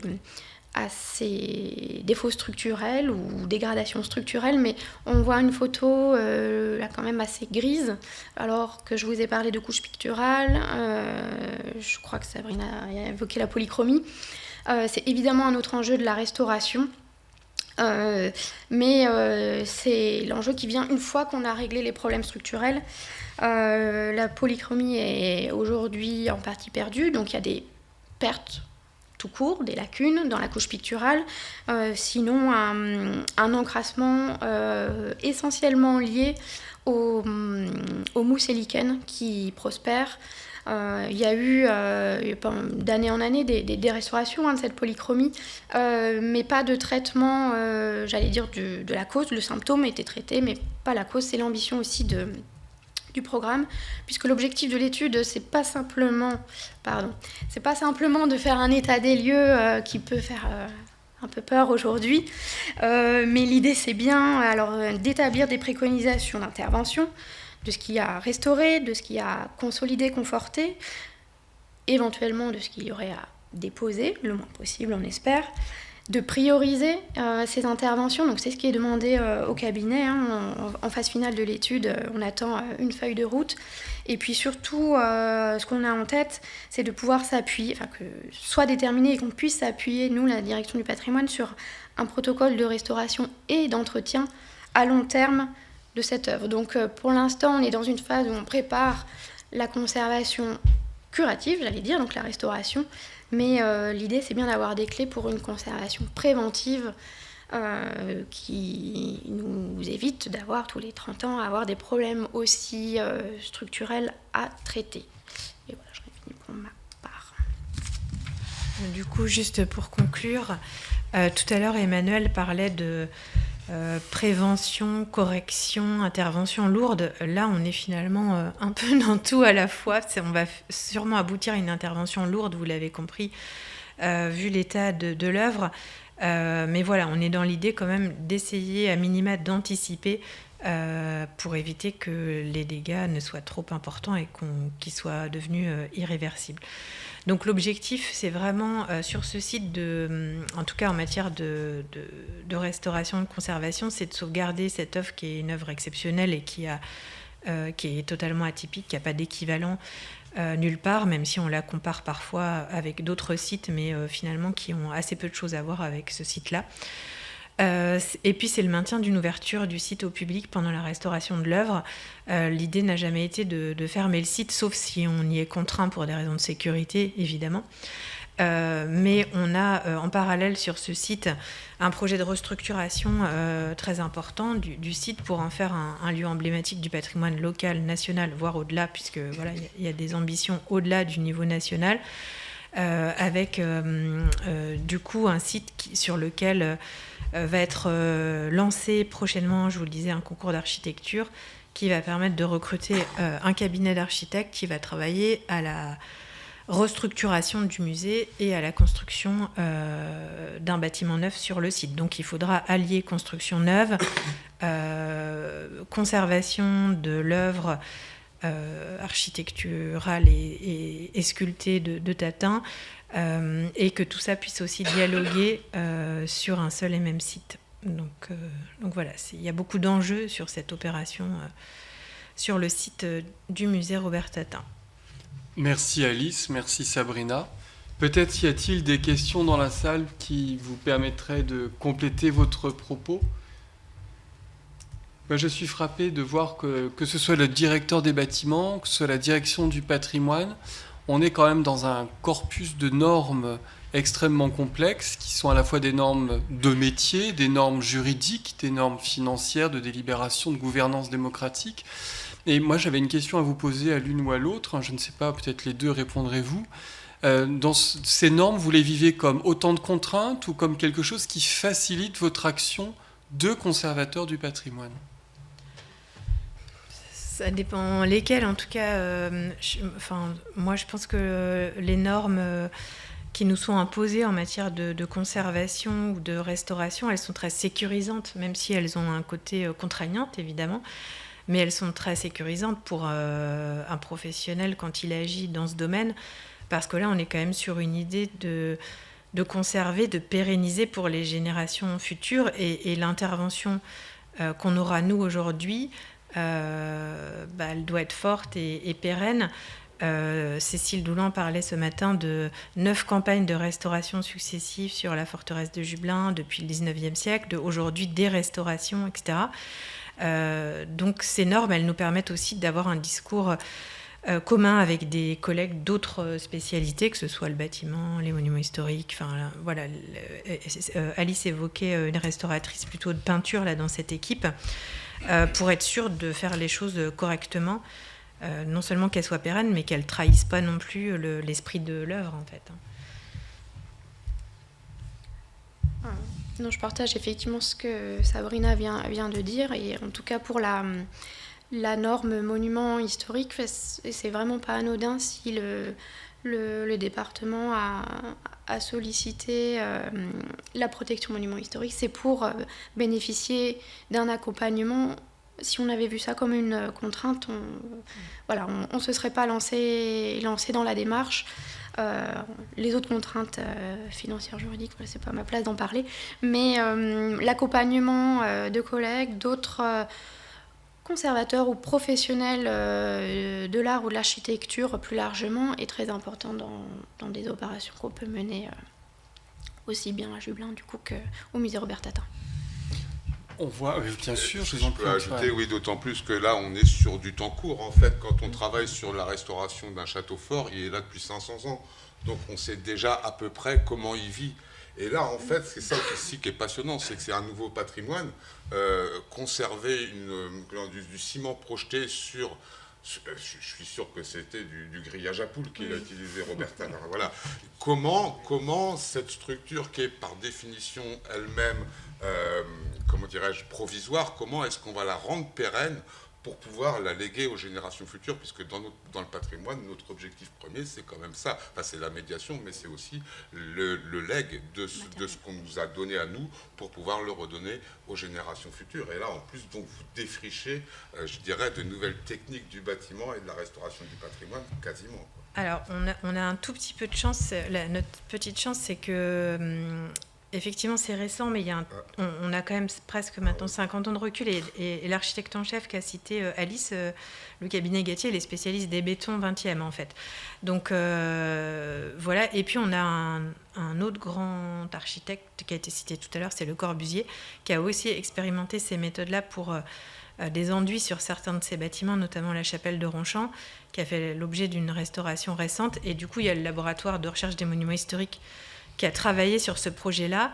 Le cabinet Gatier connaît très bien ce qui a été fait, et du coup, on va pouvoir s'inspirer un peu de cette expérience-là. Je ne compare pas l'Allée des Géants à la chapelle de Ronchamp, hein, mais en termes de technique constructive, on est sur des choses assez proches. Donc il y a cette petite marge de sécurité, mais c'est vrai qu'on expérimente. Ouais. Merci à vous deux. Du coup, je me tourne vers vous, Antoine Barré, parce que là, on a parlé de l'entretien des bâtiments, que ce soit d'un point de vue fonctionnel d'ingénieur ou d'un bâtiment un peu particulier, une archisculpture qui est aussi une œuvre d'art. Vous allez nous parler d'un tout autre sujet, qui n'est pas forcément l'entretien, les 3D, la mise en 3D des bâtiments, notamment des bâtiments à caractère patrimonial, à partir d'expériences que vous connaissez bien en tant que guide conférencier. Je vous en prie, vous avez la parole. Donc, voilà. Je suis donc actuellement guide conférencier, mais j'ai aussi une expérience d'une 15aine d'années dans le bâtiment, dans la restauration du patrimoine architectural classique, manoir, église, patrimoine vernaculaire, mais aussi une expérience dans le bâtiment dur, je dirais, puisque j'ai aussi 10 ans de travail en bureau d'études, où j'étais notamment dessinateur 3D. Et c'était l'objet de cette communication aussi, c'était de voir comment aujourd'hui ces techniques de représentation, comment la 3D évolue et comment elle commence aussi à faire son entrée dans la gestion des chantiers du bâtiment, mais aussi dans la gestion des chantiers de patrimoine et au-delà même dans la médiation du patrimoine. Alors, hop, le bouton, il est là. D'accord. Voilà. Donc, la définition de la 3D dans un premier temps. Donc, la définition... Ah, tiens, ça... voilà. Alors, la définition de la 3D, qu'est-ce que c'est que la 3D? En fait, il y a dû avoir une version PDF depuis, puisque là, vous voyez, en fait, le petit point noir au milieu, ça, c'est la 0D. De la 0D, après, vous auriez dû avoir un trait qui se dessine avec 2 points. Donc là, on est dans une dimension. Les 2 traits, après, s'étalent pour faire un plan. Un plan, c'est la 2 dimensions. Et 3 dimensions, c'est quand ce plan, en fait, prend du volume. Donc voilà de quoi on parle quand on parle de 3D. En fait, on parle de représentation d'une image, mais qui a plusieurs angles de vue. Donc l'objectif de la 3D, c'est de représenter en fait une réalité, c'est d'essayer de représenter un monument, de représenter une pièce, mais il ne faut surtout pas perdre en fait à l'esprit que même la 3D, si on approche le plus possible de la réalité, mais ça ne reste qu'une image. Ça ne reste qu'une image qu'on va recréer, et donc en fait une représentation subjective d'une réalité, même si on va le voir grâce au relevé qu'on a maintenant, on va être beaucoup plus près en fait de la réalité en fait des choses, et notamment de la réalité des chantiers. Alors pour effectuer ces outils et techniques de relevé, on a des outils qui sont développés, qui sont les scanners 3D, ou qu'on appelle LIDAR. LIDAR, donc vous voyez, de la partie de gauche, en fait, la photo de gauche, c'est un scanner 3D posé sur un pied. On va poser sur le pied, et vous voyez, cet appareil a en fait un rouleau qui tourne, qui envoie des points laser, et qui va vous permettre, par rapport au retour des points sur le scanner, de pouvoir représenter en fait la distance de ces points par rapport à votre émetteur.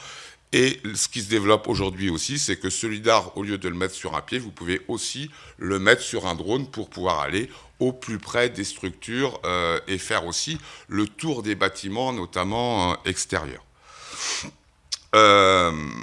Donc, historiquement, en fait, eh bien, c'est quelque chose qui se développe. Lors de mon expérience professionnelle, de mon dernière expérience professionnelle, je travaillais chez OMS à Verne-sur-Sèche, qui est une entreprise de charpente métallique et de métallerie qui fait partie du groupe Legendre, donc une des très grosses entreprises locales. Et en 2018, quand je suis parti, en fait, on ne faisait pas de relevé 3D à l'entreprise.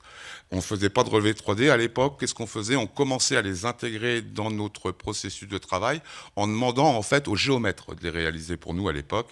Et quelques mois après que je sois parti, en fait, à OMS, ils ont commencé à acheter en fait leur premier scanner 3D et de former leur personnel pour que ce soit directement les équipes de chantier, les conducteurs de chantier, qui puissent réaliser ces relevés de chantier préalables à toute mise en fait en fabrication des objets.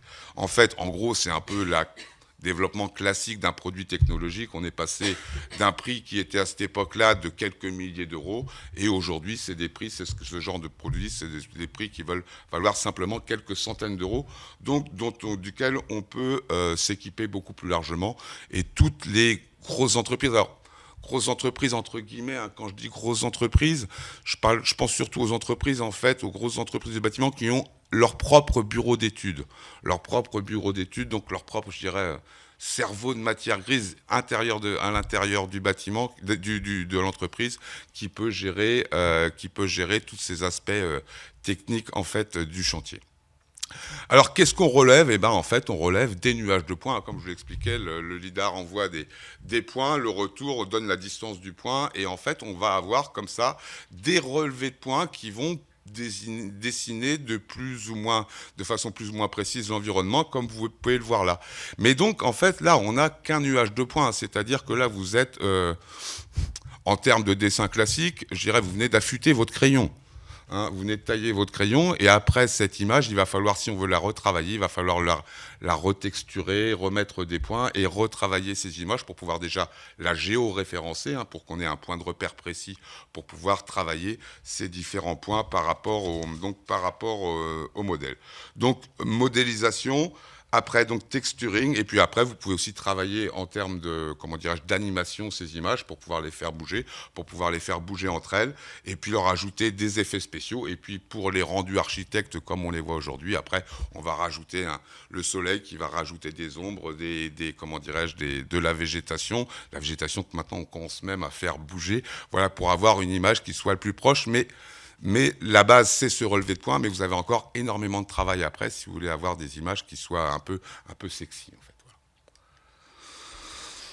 Voilà. Le 3D dans la construction de bâtiments, parce qu'avec ces fameux relevés de 3D, maintenant, on a vraiment développé une nouvelle technique de gestion de ces chantiers du bâtiment qui s'appelle le BIM.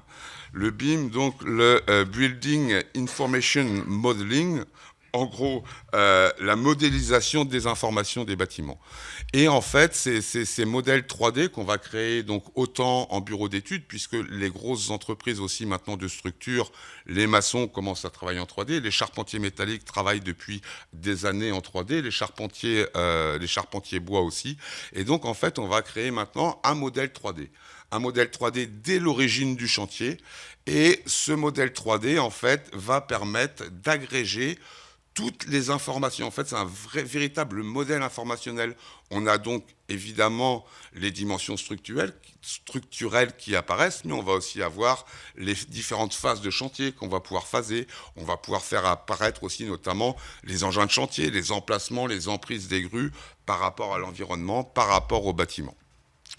Donc, pour les entreprises de gros œuvres, je vous dis, c'est un outil en fait de dessin et de production qui est largement répandu. Pourquoi ? Parce que aussi dans les grosses entreprises, notamment charpente métallique et charpente bois, en fait, maintenant ces modèles 3D qu'on va dessiner, on va dessiner ces modèles, sa charpente, eh bien, les ordinateurs sont reliés directement à l'atelier, et à ce moment-là, ce qui permet d'avoir directement de l'ordinateur à la machine-outil qui est dans l'atelier, une phase donc directement où on envoie les matériaux, les modèles en production, en réduisant en fait, de fait, le risque d'erreur de réalisation, de création en atelier, pour pouvoir toujours gagner du temps sur le chantier. On parle des entreprises, hein, l'objectif c'est toujours de gagner du temps pour pouvoir améliorer donc les performances de l'entreprise. Donc historiquement, en fait, ce BIM, il commence à arriver sur les chantiers. Sur un grand chantier, moi j'ai fait un grand chantier en 2011, un grand beau chantier, parce que c'était un chantier de Jean Nouvel. Jean Nouvel, l'île Océan, sur l'île Seguin à Paris. Eh bien, en 2011, alors on avait effectivement un CCTP papier, enfin cahier des clauses techniques et particulières, qui était épais comme ça. Voilà. Mais on n'avait pas de BIM à cette époque-là. Pas de BIM, aucune 3D sur ce chantier, alors que moi, sur mon ordinateur, dans la modélisation que je faisais, je dessinais en fait déjà au niveau de mon entreprise en 3D. Donc, le premier chantier BIM, moi, que j'ai vu arriver, c'était donc en 2018, chantier d'un siège d'une assurance sur Nantes, où là, on avait effectivement, au niveau de la maîtrise, et je retombe ce que disait M. Charlotte, qui a bien explicité les vocabulaires avant, donc au niveau de la maîtrise d'œuvre, c'est-à-dire des gestionnaires de chantier, eux avaient un modèle 3D, ils avaient un modèle BIM en fait, où ils demandaient aux entreprises de leur envoyer les plans et que toutes les informations de chantier étaient agrégées directement dans ce modèle qui servait donc à faire les synthèses, à régler les différents réglages de chantier entre les différentes entreprises. Donc voilà, alors, donc ces modèles 3D aussi au niveau des entreprises permettent aussi de communiquer avec les bureaux d'études structures qui sont au-dessus de l'entreprise et qui vérifient donc les descentes de charges, les fameux calculs de l'entreprise. C'est aussi une création assez récente, hein, c'est depuis 2013-2014 seulement que les bureaux d'études structures travaillent maintenant aussi en 3D et qu'on a donc de fait des descentes de charges qui sont beaucoup plus efficaces, beaucoup plus efficientes, qui ont donc doublé aussi le volume de papier, puisque là vous aviez en fait sur un calcul qu'on va faire comme ça avec un simple logiciel, deux forces qui vont s'exercer. Là vous avez toutes les forces concomitantes qui viennent du dessus, qui se rajoutent, qui rajoutent des torsions et qui permettent de beaucoup mieux appréhender les efforts qui passent en fait, je dirais, dans un bâtiment. 2018, le premier, on est qu'en 2024. Donc vous voyez qu'on parle vraiment d'une entreprise qui est vraiment, une technique, je dirais, qui est vraiment en devenir et aussi en constante évolution. Parce que pour tout vous dire, le sentiment que j'ai eu moi en 2018 quand on travaillait là-dessus, je fais « Ah non, c'est pas possible, quelle usine à gaz !» Pourquoi ? Parce qu'en fait, eh bien, on était relativement peu d'entreprises à travailler en 3D et que la synthèse ne se faisait pas sur des modèles 3D que eux ils agrégeaient dans leurs modèles, mais sur des plans en 2D qu'on était obligé. Donc on avait notre modèle 3D, on était obligé de refaire un plan en 2D sur AutoCAD, d'envoyer à la synthèse qui l'intégrait dans leur modèle et qui nous demandait les modifications, qui nous renvoyait eux un plan en 2D modifié qu'on était obligé de remodifier dans notre modèle 3D. Donc vous voyez, on était vraiment dans des, comment dirais-je, on était encore vraiment dans les balbutiements à l'époque de ces synthèses-là. On va voir dans l'exemple pratique qu'on verra tout à l'heure, qu'on a vraiment quand même progressé maintenant dans ces domaines. Donc voilà, d'autant plus que, je vous l'ai dit, charpentiers, ils sont équipés depuis des années, mais il y a d'autres métiers, comme par exemple les métiers de seconde œuvre, plombiers, plaquistes, eh bien, qui, eux, en fait, ont beaucoup moins besoin, pour leur pratique professionnelle, de représenter un 3D.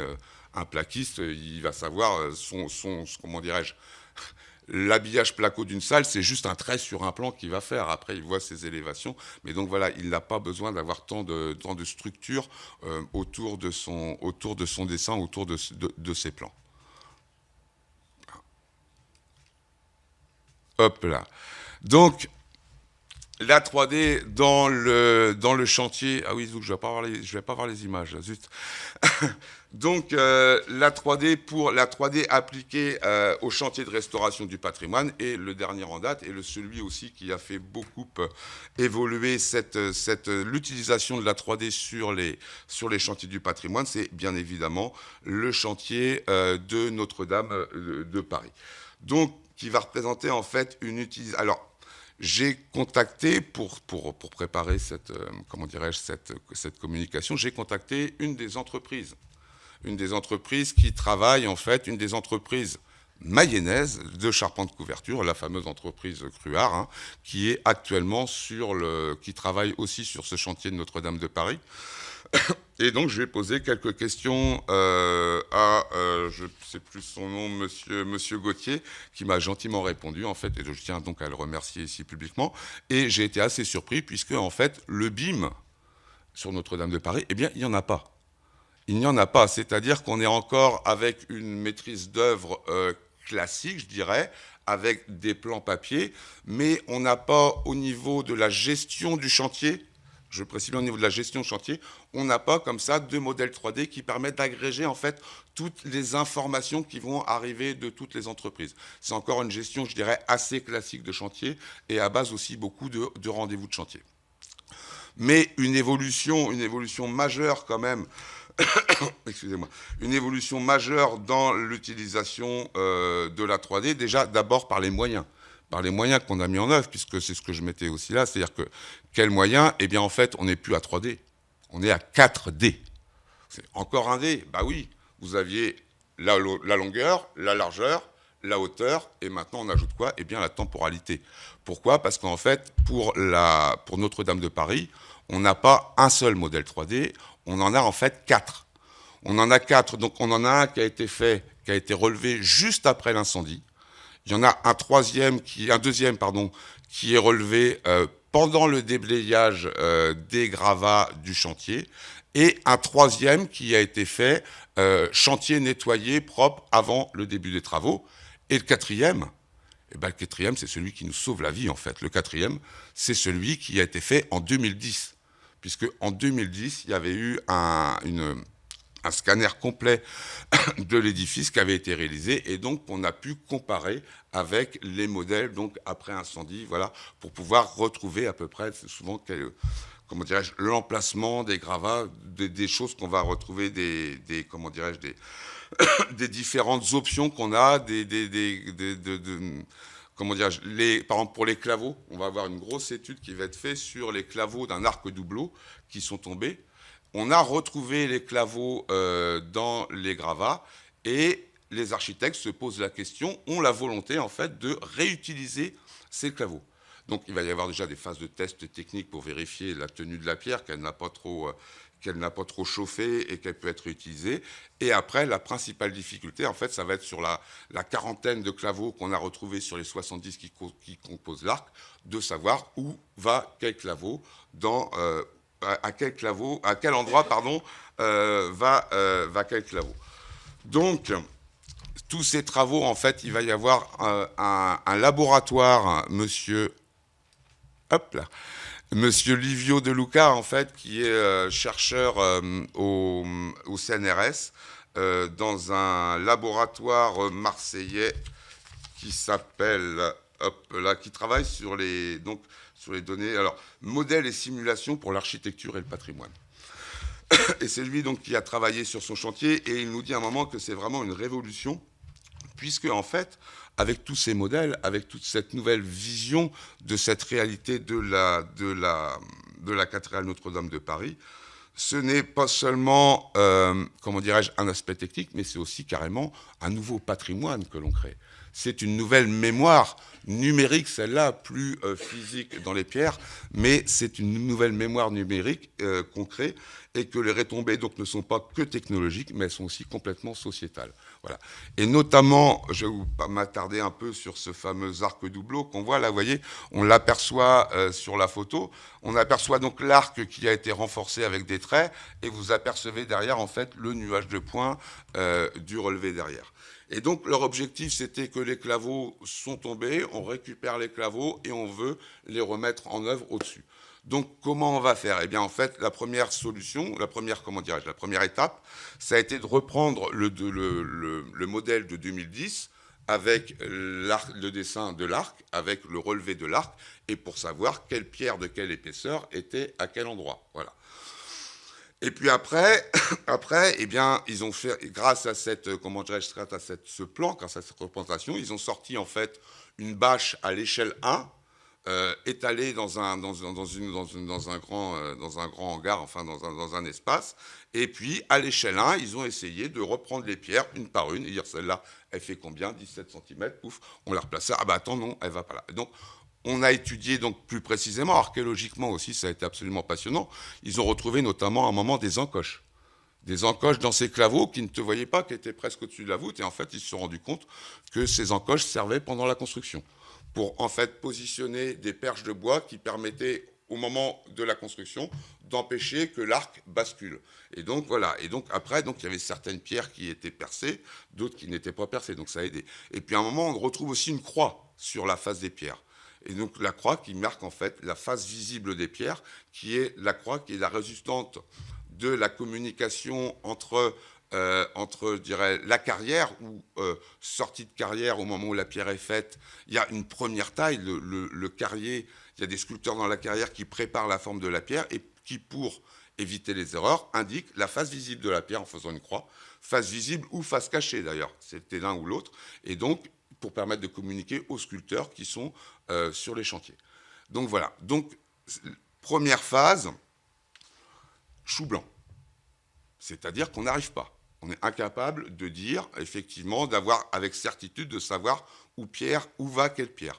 Donc à ce moment-là, retour au service 3D et au CNRS. Et à ce moment-là, ils se sont dit, on va encore avancer. Et à ce moment-là, eh bien, ils avaient leur modèle intermédiaire avec les gravats. Ils se sont dit, si les pierres sont tombées, on va les retrouver dans les gravats. Donc, dans leur modèle 3D de leur enveloppe, ils ont réintégré les milliers de photos qu'avaient pris les scientifiques, où on voyait les tas de gravats, et dans les photos, ils ont retrouvé les claveaux qui tombaient. Et à la forme, ils ont réussi à déterminer lesquels c'était, et après, ils ont créé un algorithme, parce qu'ils se sont dit, s'ils sont tombés, logiquement, ils étaient en dessous, ils sont tombés direct à la verticale. Et donc, comme ça, en créant un algorithme, en partant des claveaux qu'ils ont remodélisés, en fait, par rapport aux photos, hop, et ils refaisaient remonter les claveaux à leur place d'origine. Oui, mais des fois, ça rebondit. Voilà. Et donc, en fait, eh bien voilà, ils ont progressé comme ça, pas à pas, et ils sont arrivés finalement à un modèle informatique qui leur permettait uniquement mathématiquement de déterminer l'emplacement des pierres avec 80% de fiabilité. 80%, pas assez. C'est pas assez. Et donc les architectes, à ce moment-là, ont pris la décision de ne pas réutiliser les pièces, puisqu'ils se sont dit, certes, c'est valorisant de récupérer ce matériel ancien, de le remettre en place, mais à partir du moment où on n'est pas certain qu'il soit bien en place, à ce moment-là, le jeu n'en vaut plus la chandelle. Et donc ils ont décidé, alors les modèles vont servir notamment au dessin des nouvelles pièces qu'ils vont reconstruire, c'est-à-dire là, on sait pertinemment qu'ils vont être faits exactement à l'identique, mais les arcs doubleaux, en fait, à ce moment-là, vont être reconstitués, vont être recréés, en fait, mais à l'identique. Autre utilisation aussi de la 3D dans le chantier de Notre-Dame de Paris. Alors, paradoxalement pas...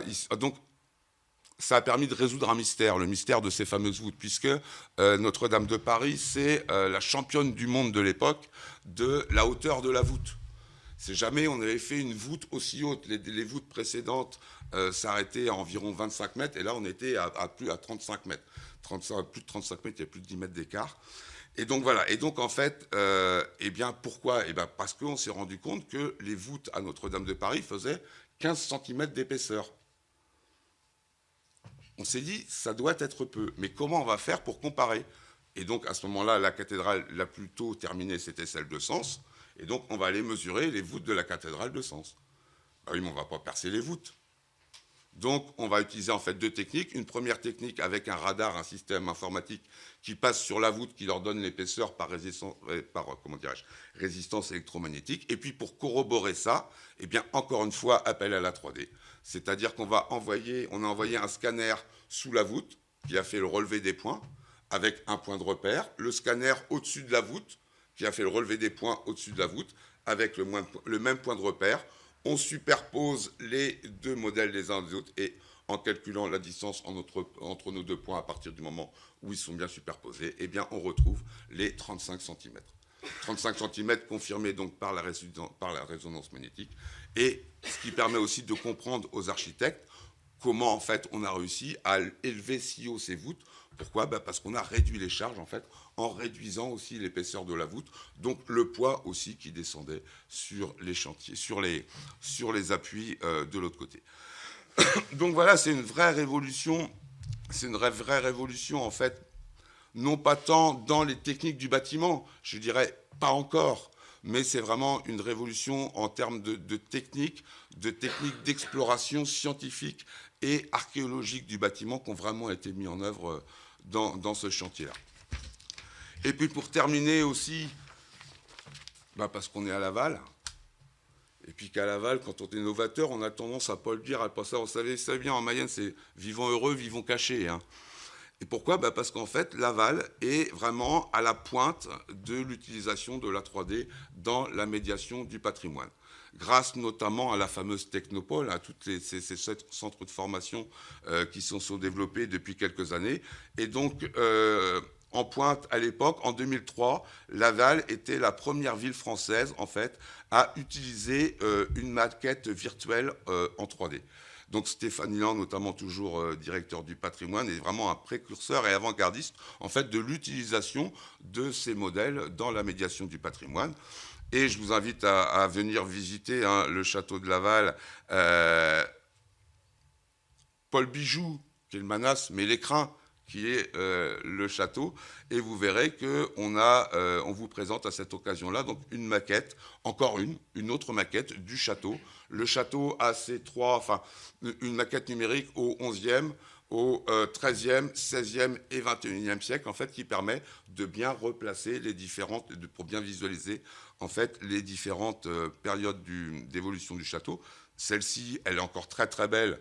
Je la comparais encore à celle du château de Vitré de l'autre côté de la frontière qui a été réalisée en 2020 là.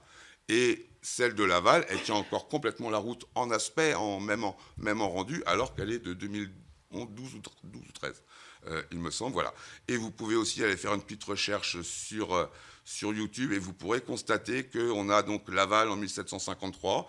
On a un deuxième film sur Laval, une deuxième animation 3D de Laval en 1753, Laval en 1860, la vallée d'Aiguille en 1460, le palais de l'industrie que vous pouvez aussi visiter sur le site de la patrimoine de la ville de Laval, ce bâtiment de l'industrie qui a été détruit dans les années 70 et qu'on peut vraiment parcourir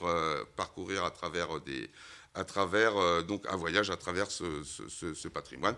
Et puis, c'est pas fini, puisque vous avez vu la place du 11 novembre et ces travaux-là, et bien ça y est, les résultats sont déjà en train d'être mis, avec des modélisations qui sont en train de se créer pour nous montrer l'évolution de cette place du 11 novembre, et notamment la Tour du Diable, une représentation aussi de la Tour du Diable par rapport aux relevés qui ont été faits à cette occasion-là. Pardon, j'ai oublié de ticker sur mon truc.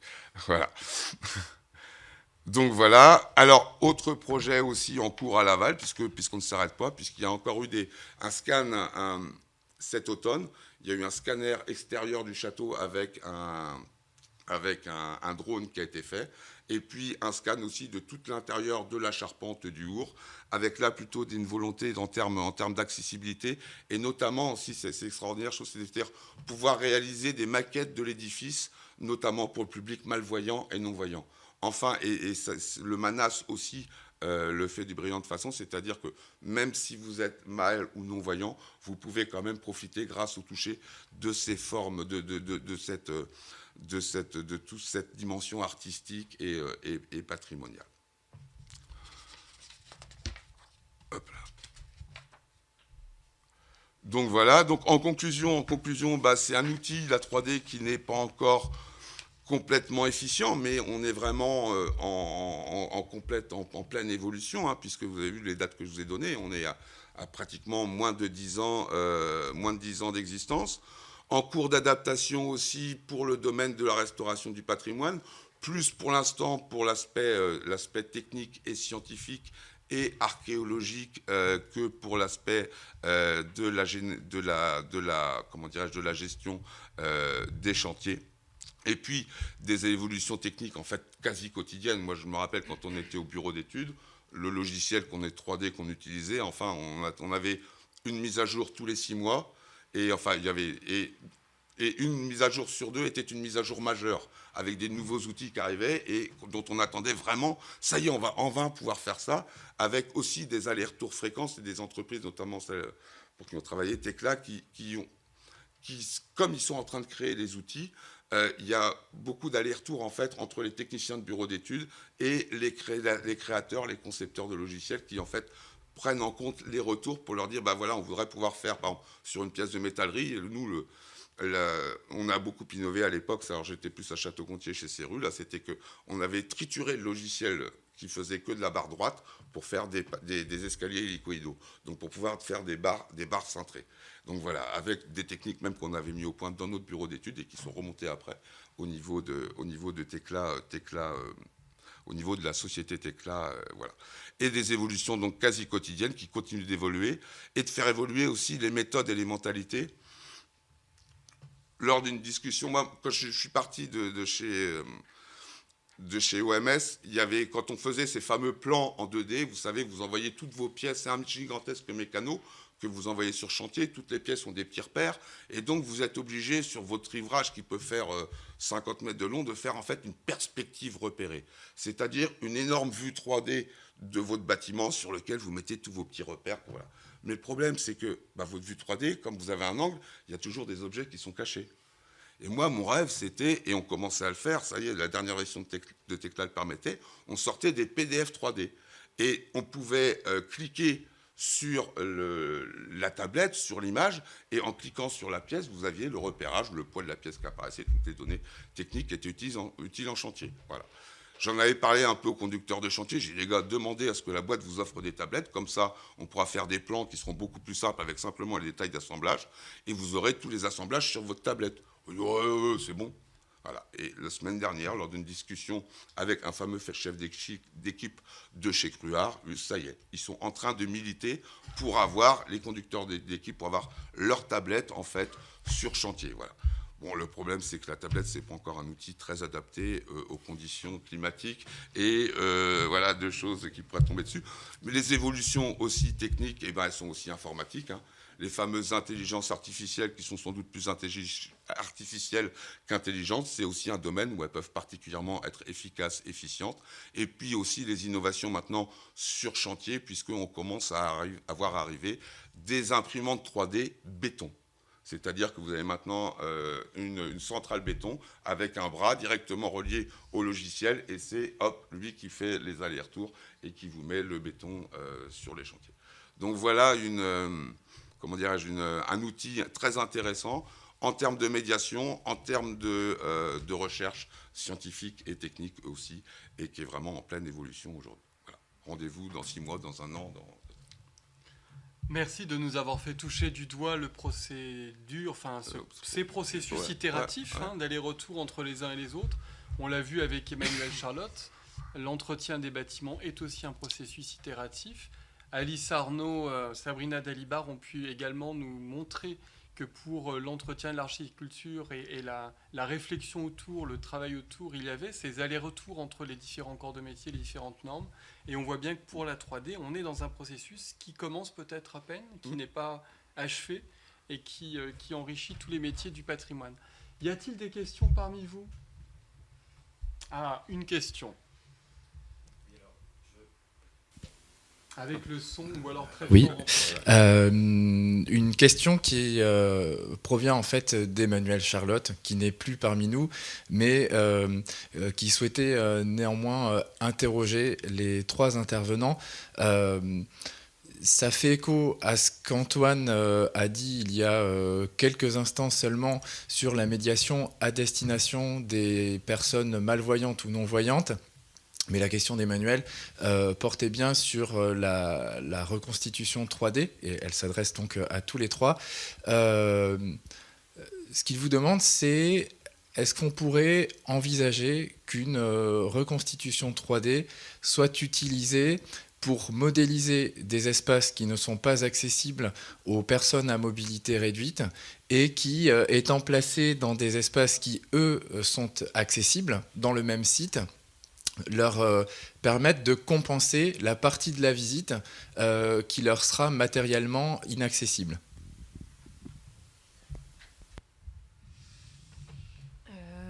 Oui, pour reprendre l'exemple peut-être de Robert Tatin, Alice pourra peut-être parler de Jubelin, du coup, parce qu'il y a aussi un parallèle sur ce site. Effectivement, on est sur des espaces qui ne sont pas forcément tous accessibles à des personnes en situation de handicap, par exemple, pour différentes raisons. Et c'est très fréquent dans le champ des musées, monuments historiques, etc. Donc, quand on est sur des projets de réflexion sur des restructurations profondes de ces sites-là, évidemment, ces notions-là, elles sont intégrées. Et on est aussi, pour nos sites à nous, en tout cas, pas encore pour Robert Tatin, mais pour Jubelin et Sainte-Suzanne, sur des lieux qui bénéficient de la marque Tourisme et Handicap. Donc on se doit aussi de faire des choses en ce sens. Sur le site de Robert Tatin, il est évident que la maison d'Elisabeth et Robert Tatin, qui est un espace tout petit, dont le sol n'est pas très stable, etc., sera sans doute à terme plus accessible au public. Alors, je ne parle même pas de type de public particulier, et qu'il faudra penser à des solutions autres pour faire découvrir cet univers-là. Donc on pense forcément au numérique, à la réalité augmentée ou à des choses de cet ordre-là. Même si ça ne compense pas l'expérience de visite, voilà, ça permet de donner à voir des espaces qu'on ne peut plus montrer pour de très bonnes raisons, en fait. Et effectivement, pardon, je complète. Comment ?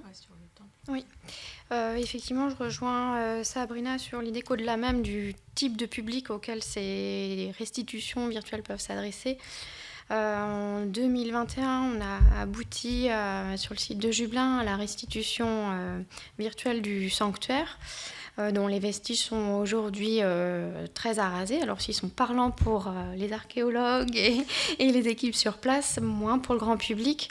Donc c'est aussi une question d'accessibilité en termes de représentation et de compréhension tout simplement de ce que pouvait être le monument antique.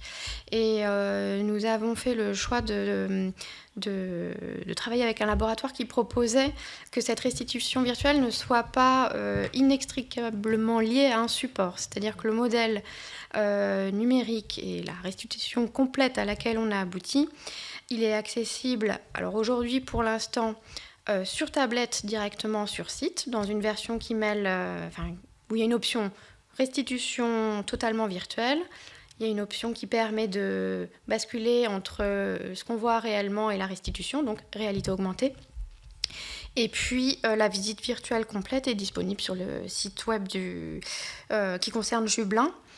Et l'ambition, puisque nous sommes aussi en projet au musée archéologique de Jublain, c'est à l'intérieur de la future muséographie de présenter sous une forme encore différente cette restitution virtuelle qui, elle, l'idée, c'est pas d'en faire 15, c'est qu'il y en a une qui est le fruit d'un travail de quasi 2 ans avec un certain nombre de spécialistes et du site et de la période antique. Mais c'est de pouvoir proposer au public, quel qu'il soit sur place, qui soit intéressé par le site, mais internaute bien plus loin, qui soit au musée, mais pas en capacité d'aller jusqu'au sanctuaire, qui n'est pas forcément très, très accessible, de bénéficier de la restitution de ce monument et de vraiment comprendre ce qui pouvait se jouer à cet endroit.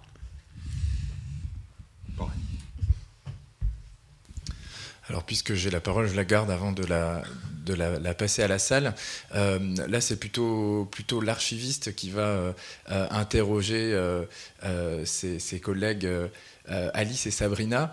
Est-ce que dans la restauration de l'archisculpture, on peut trouver dans les archives de Robert Tatin, dans sa correspondance ou dans des écrits peut-être à usage personnel le concernant, des indications qui permettraient d'imaginer comment lui-même envisageait le vieillissement de son œuvre, s'il en avait conscience ou pas, et peut-être essayer d'y discerner des indices sur ce qu'il aurait aimé que l'on fasse de son œuvre ensuite. Alors, je laisserai Alice compléter, mais en tout cas, je ne sais pas si on peut trouver... cette notion-là, elle n'est pas forcément évidente chez Tatin de combien de temps ça doit durer, et est-ce que je construis de telle manière pour que ce soit pérenne, etc. Et puis s'il avait eu cette idée en tête, sans doute il n'aurait pas fait comme ça. Mais en tout cas, ce qui est très clair, c'est qu'il avait des ambitions pour ce site et qui transparaissent notamment dans son testament, dans lequel il décrit son idéal de l'évolution du site, en fait. Et il décrit un site qui deviendrait un village d'artistes, donc qui s'étendrait en termes de surface, avec des endroits où des artistes s'installent de manière pérenne ou temporaire sur ce site-là. Il parle d'un restaurant, il parle d'une piste d'atterrissage pour un appareil de type hélicoptère. Voilà. Donc on voit qu'il y a une très grande ambition de Tatin pour ce site-là. Ambition, ça veut dire qu'il se projette dans la durée aussi pour ce site. Moi, j'ai pas vraiment connaissance d'éléments très marquants sur... en même temps, quand on construit une œuvre comme ça, on a forcément la volonté qu'elle soit durable, quoi.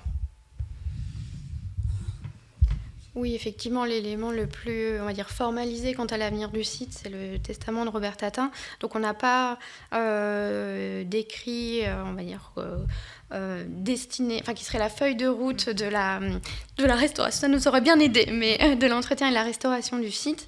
Il avait effectivement une vision à long terme pour ce lieu. En revanche, par des indices plus dispersés, et puis parce que pu en dire Madame Tatin, avec qui les liens sont toujours existants, et puis qui a été la co-constructrice de cette archisculpture pendant de nombreuses années, à travers elle, on peut comprendre... En tout cas, moi, j'ai compris que Robert Tatin envisageait le vieillissement du site, la disparition ou en tout cas la modification de l'aspect visuel, par exemple de la polychromie. À la fois, il ne se berçait pas d'illusions, il n'avait pas l'ambition que cette œuvre soit immuable, qu'elle soit durable, oui, mais pas éternelle. Et puis en fait, qu'elle soit recréée en permanence. Ce qu'a fait Madame Tatin aussi à la mort de son mari, c'est poursuivre, continuer de créer sans cesse ce qu'il avait déjà pu commencer 20 ans avant. Voilà. C'est un peu une création permanente, donc c'est compliqué quand on est conservateur, restaurateur, parce qu'on n'est pas artiste. Voilà, faut qu'on fasse autrement. Mais voilà, de ce que nous avons compris de l'œuvre de Tatin, elle était envisagée comme vraiment pour l'avenir, mais pas immuable. Et pour conclure avec la touche technique, effectivement, Robert Tatin était du bâtiment, mais quant à la pérennité des structures, il était peintre, pas maçon. Voilà. Et que voilà, ça ne s'apprend pas. Y a-t-il d'autres questions parmi vous?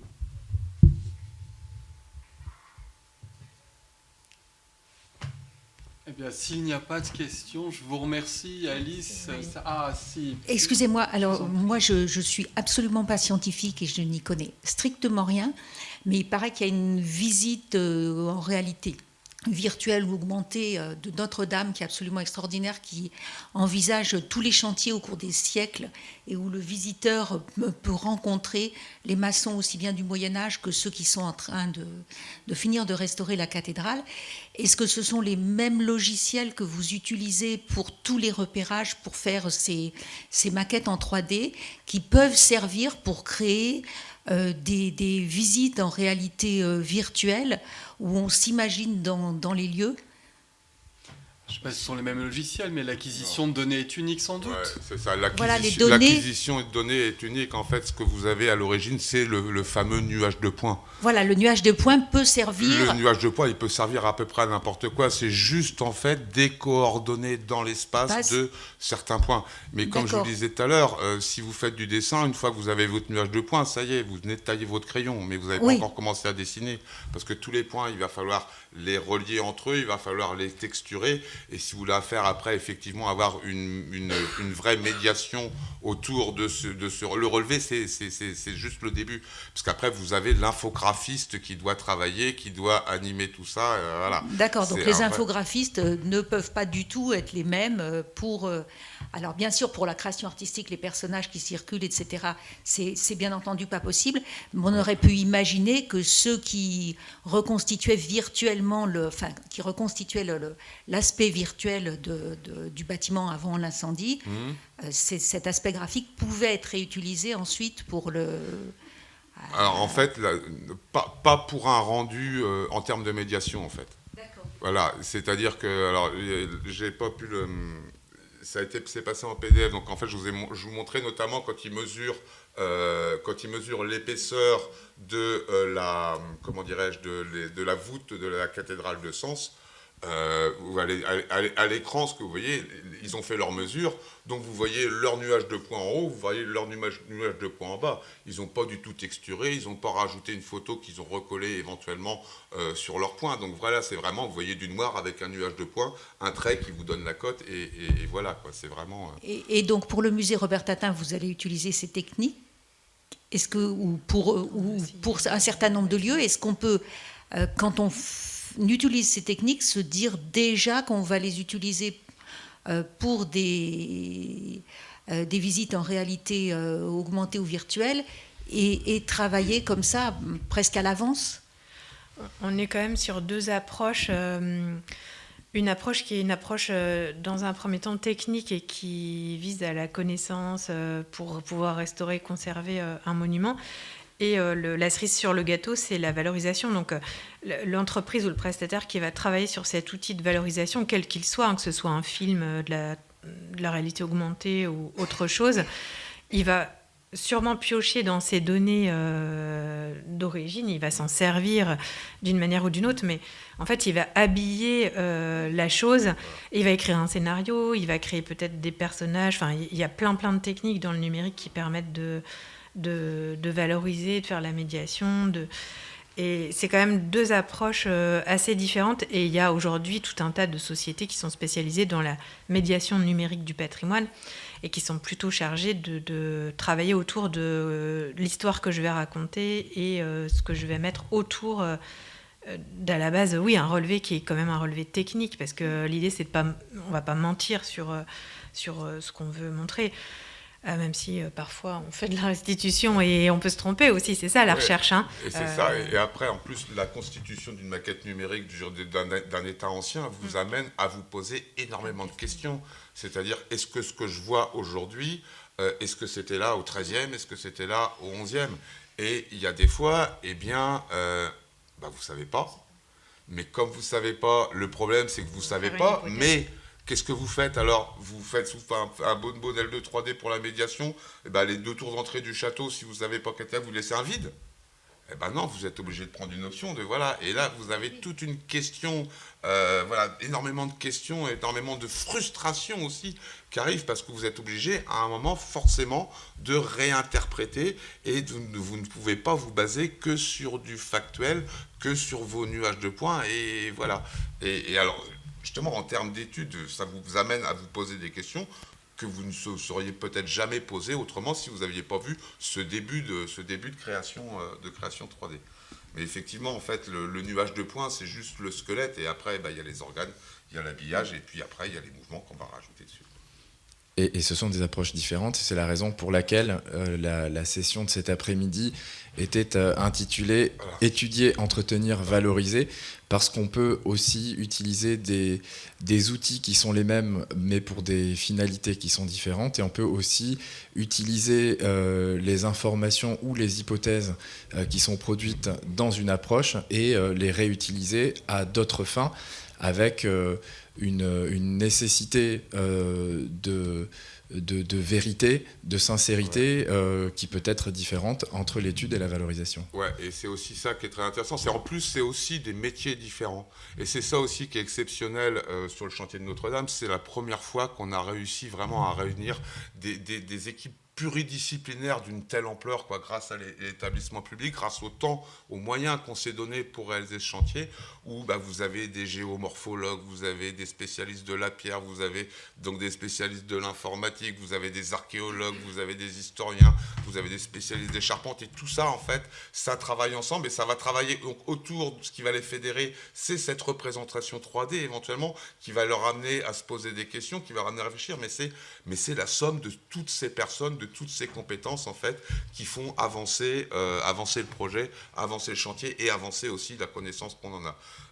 Pour terminer, moi, je faisais visiter le château au mois d'octobre, le Our, et à un moment, il y a Samuel Cholet qui est arrivé avec une bande de 7 gaillards. Là, en fait, c'était les charpentiers de Notre-Dame de Paris, qui venaient visiter le Our du donjon de Laval pour retrouver, en fait, pour voir notamment les assemblages, ce genre de choses, pour essayer de les retrouver et de les mettre en œuvre dans la partie qu'ils allaient reconstruire. Et il y avait notamment dans ces charpentiers, le charpentier qui travaille au château de Guédelon, le chef charpentier du château de Guédelon.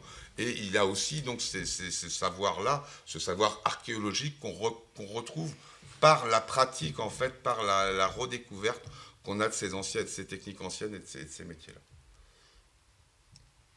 Eh bien, il me reste à vous remercier tous les trois. Remercier Emmanuel Charlotte qui nous a déjà quittés. Merci Alice Arnaud, merci Sabrina Dalibard et merci Antoine Marais pour vos interventions et vous êtes prêtés au jeu des questions-réponses avec le public. Merci. Merci. Merci.